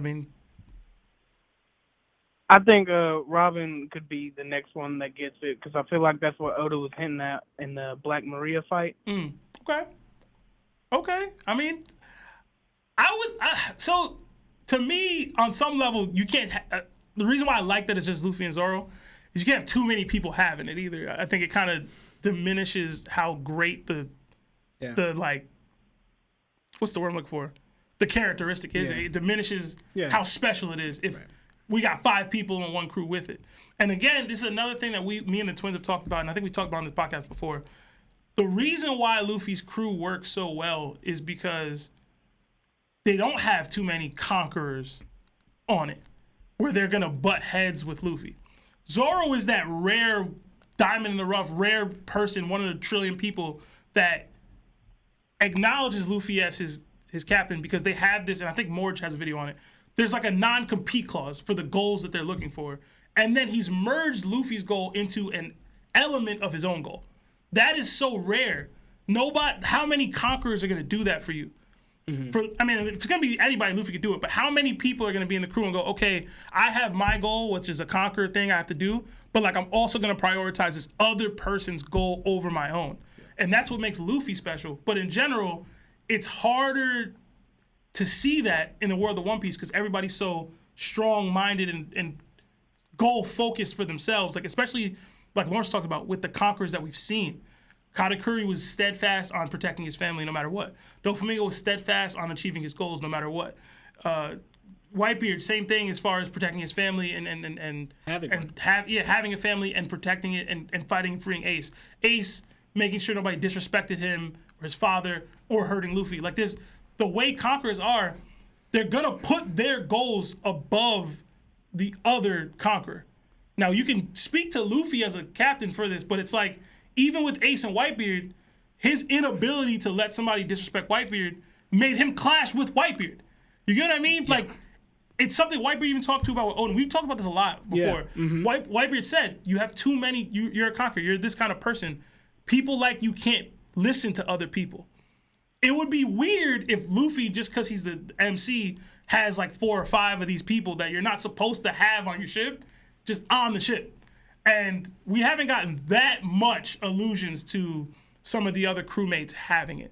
So to me, I kind of lean more towards Zoro being the last one and it just being them two. But if they were to add 1 or 2, to me it would either be Sanji or Usopp. Yeah, and just to add to Sebastian's saying too, because like he said, like and also Zolo too with his dream, he put also added to ours, like for him to become the world's greatest, the world's strongest, where the heavens recognize strongest swordsman, he has to make Luffy Pirate King. Mm-hmm. I wouldn't be able to achieve that if I don't do that. Right. So that's part of his goal too. Right. So also too for the captains, right? Because I don't know if anyone noticed this, but me and Lionel got into discussion about it, and I brought it one time where Parv and Mosh were on the chat.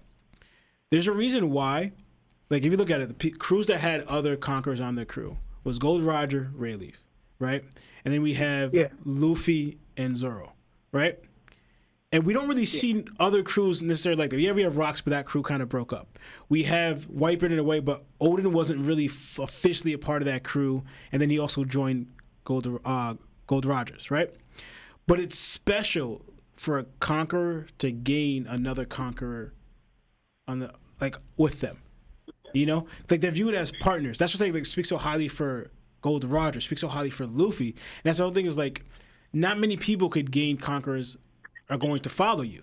It's rare. It's a quality of that person that's able to draw another conqueror to you, and it's the way you draw them, right? And it's through companionship. It's through partnerships. Because like Rayleigh's even called Gold Roger his partner. You know, when I remember going back to when you go at the flashback when Roger's hearing voices. Who does he ask? He goes, Rayleigh, do you hear those voices too? Mm-hmm. In their friendship. I don't know if Shanks has Ben Beckham, but then look at it too. If something Ben Beckham is, he goes to Ben Beckham and says, I think it's time for us to make our move. Right.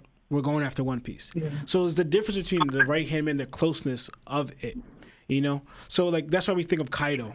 He has all this giant crew, and he's like, you say he's a conqueror among conquerors, but yet he couldn't even gain one. Not Kid, not his own daughter Yamato or someone or Luffy, nobody, because it's a special quality that you have to gain other conquerors, because most conquerors are not going to follow anything they want. Like for example, we don't have one person in the entire show that's a conqueror that's following underneath someone who's not a conqueror. We don't see it. I was about to make a joke. What? With Mihawk and Buggy, but stop. It depends if Mihawk even has conquerors. No. You know what I mean? No. So it's like it's going to the special quality of like what a Supreme King is, like, and it goes into like how I remember Rayleigh even said it in one translation, the art of not doubting, mm-hmm. right? Not that you're never gonna have doubts, because you could recognize that you're weak, but you're always really like, I got to get stronger. I'm going to get stronger. You know, your will was not be broken. Because for example, if you're using the Kaido thing, right? Mm-hmm. Kaido was simply trying to break people's wills. You know how Luffy's will was never broken and Kid's will wasn't broken. Yeah. Now you put other people who are not conquerors through that. How many other wills not, like you put Nami through that? You put Usopp through that. Now this is a severe trial where they would have to stand for that goal. Like even to make it tailored, personalize it to them, where like Nami wants to make a map of the world. Usopp wants to become a brave warrior of the sea. With this thing, say like it conflicts with their dream, their goal in life, what they want to do. Do they going through this with Kaido by themselves without relying on somebody else? It's all on you, because that's what a conqueror does, right? Do they stand out in this? Will they stand above it? Will they overcome? Will they legit conquer this trial? You know, like enduring to the end. I don't see them doing that. This is in a way why I see them not becoming conquerors. Yeah. Their will be broken. I agree. But we got to take another call. Thank you so much for calling in. Please call again. That was a really great question, man. Yeah. Have a good night. Thank you. You too. I appreciate you. All right. That was a good question. Yeah, it I was. feel like whenever we get into Conquerors talk, it's good. I heard a ring. I don't know if that was... Is somebody on? No? Okay. Guys, we got enough time for maybe 1-2 more calls. Please call in. We'd love to hear from y'all. Who's about to be a Conqueror? He's not.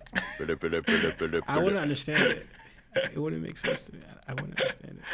How's it going? This is that One Piece Talk. Who are you and how are you? Yo, it's the boy. I don't know what that means, man. I don't know your name. Is this Larry? Larry. Oh, yeah, snap. I Yeah, knew you that sound was so Larry. good. I was like, this is Larry, bro. I was like, who do you think you is, bro? It's the boy. Yo, Who you think yo, you are, bro? I had to- You do sound different on the You phone. sound bro. completely different. You're sick as hell, bro. You do sound different on the phone. Listen, I'm sick, dog. I hear it. You sound terrible. Like, bro, I got the T virus from Resident Evil, bro. From Yo, Resident Evil. dead ass, bro. Oh. It's wild. But I just wanted to call in just to let you guys know that as a fan of you and just like watching you guys like do your thing, I want everybody to know this is the reason why that One Piece talk exists, just because of these guys. Like, to be able to witness them and like in their like they're just like their environment, bro. This is legendary. No amount of viewers, no amount of like super chats, no amount of like anything could ever be better than what we're witnessing right now. So I just want to say thank you for being who you guys are, and thank you for everybody that's watching us. Hey, much love, Larry. Appreciate that. Hey, it wouldn't be without you, bro. I'm It saying. wouldn't be the same without you. Larry always trying to get all sentimental and whatnot. I ain't trying to hear that, bro. Rest up, drink some tea, and be back next week, all right? It wouldn't be we'll the see, same without bro. Larry, because Larry's the one that.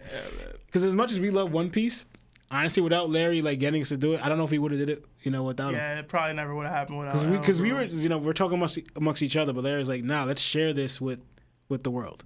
Larry put that in motion, So, what's Yeah, up to man. Larry? But I'm not going to take up the line too much. I just wanted to say thank you, and we'll have a great show next week. For sure, man. For sure. Get better, though, for real, bro. Get better. All right. Later, everybody. You see what Parmesan put? Nah. He says, you know how Larry and how Drake talking to 21 on that song? This is Larry talking to us. Do your thing, 21. Do your thing. How's it going? Welcome to that One Piece Talk. Who are you and how are you? What's up, guys? It's Ryonosuke. Hey, Ryonosuke, what's up, Hey. man? How's it going? Pretty good. How about you? I'm good, bro. I'm good. I'm doing better than Larry. He's sick as hell, as you can see. Yeah, I heard him. My question was, if we haven't seen Momonosuke's why the fruit's a failure, what do you think it is? Like, what kind of drawback do you think the fruit has to make it a failure? It's a good question, because we haven't seen that yet. That's a good question. It is a good question. My headcanon is that it's a lie and that it wasn't a failure. He just didn't, Vegapunk just didn't want the world government to have, to give the fruit to anybody. That was his fear. That was not the failure, but that to me, that's what it was. It's like, I just don't want them to have the ability to give this fruit to somebody and possibly create another Kaido. I think that was his biggest thing, especially with what we're getting now, with him talking to Dragon and him seemingly being on a hit list for the world government. He just doesn't seem like somebody who has the world government's interest in mind at all times. So to me, based on what we're seeing, he doesn't create many failures. And this fruit that he was working on probably wasn't one of them either. He just lied to make sure they didn't give it to anybody. Because I fully expect that Momo's going to grow and master that fruit at one time and be this Hawks fighter and basically Kaido Redux, but in a regular person's body. But yeah, I don't think that it is a failure. I mean, do you have what the drawback could be?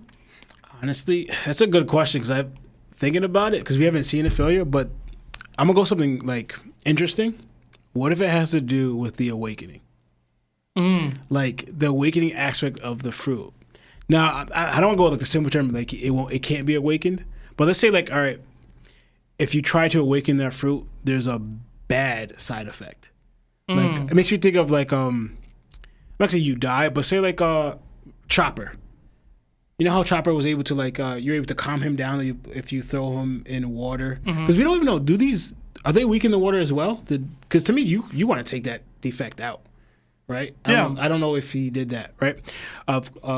Vegapunk did that, but what if the waking is like a crazy side effect where you can't recover from? Like you go crazy, you become this mindless monster, and you just attack anything and everything. And there's no way because like I'm thinking like for with Awakens, I heard with Zohans you have to have a strong will to use them because you could lose the more you awaken it or keep going it, you could lose out to the Zohans, and you get stuck in that awakened form. Like the Awakens we saw in Pulled Down, eventually they were just monsters, they were just beasts, but they had their minds, they were able to control. But like say like this side effect is like you become this mindless beast where like you're just a fiend. You're just attacking like a wild animal. You become a wild animal instead of a controlled one. You know?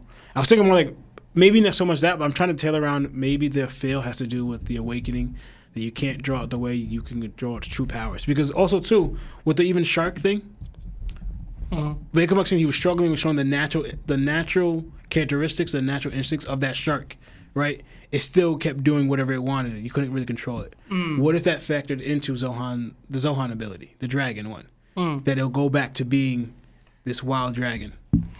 I mean, that sounds good. I did want real quick, before I get to you, because I want to hear what your potential weakness was. We got Randy Troy in the chat, man. What's up, Randy? Hey. I don't know if you were here earlier, but I shouted out your Caribou is the 10th member of Baroque's Works theory. I love that theory, bro. Keep trucking along. One of the mods, please post Randy's channel in the chat. That's the boy right there, man.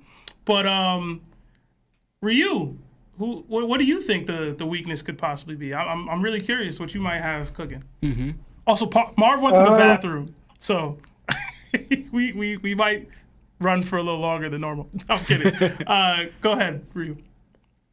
Well, personally, what I think is maybe because we've seen throughout the show or the manga that he hasn't been able to like control his transformation. So maybe that's going to be a problem in the future, and at some point he's just not going to be able to like turn back into a human. He'll just stay in his dragon form permanently. Yo, that would suck. That so would much. be bad.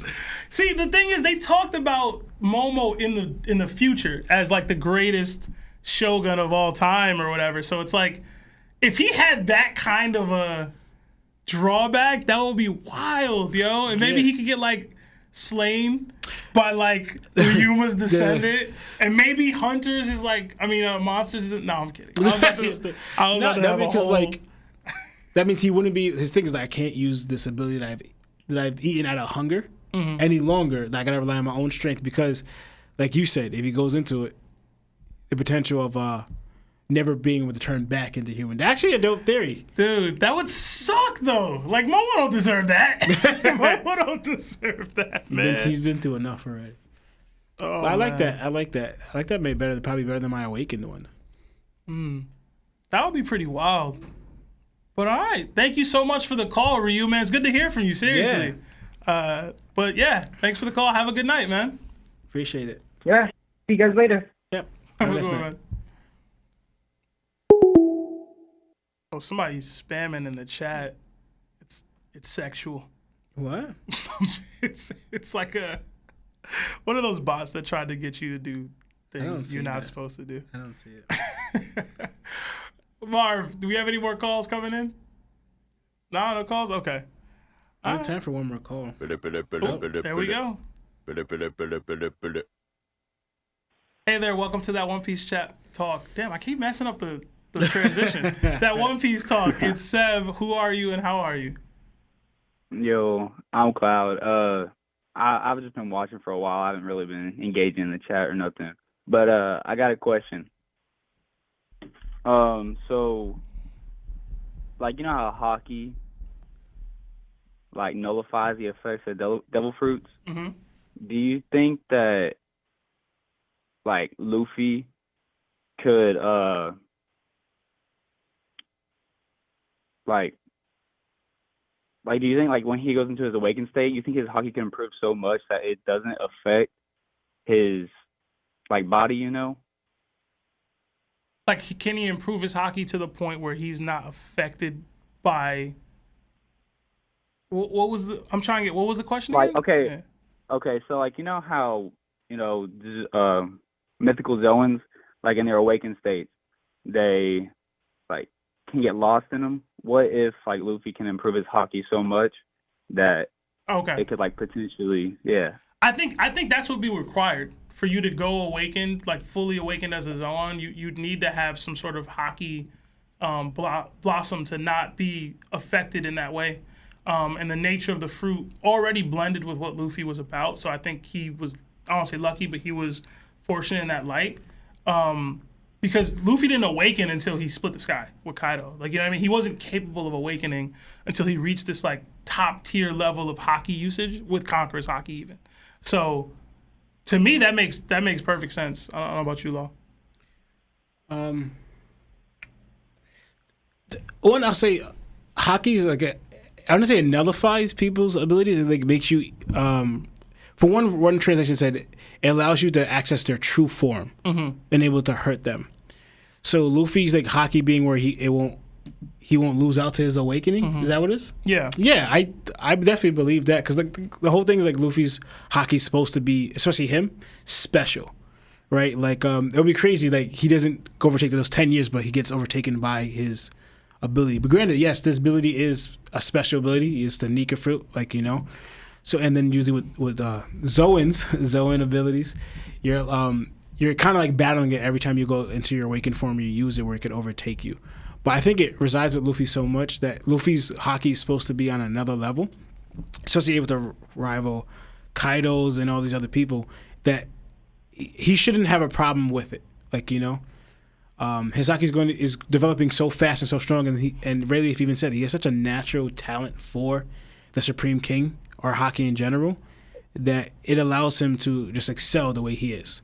So I don't think it should probably. I believe it will more like elevate his ability than or like what you're saying.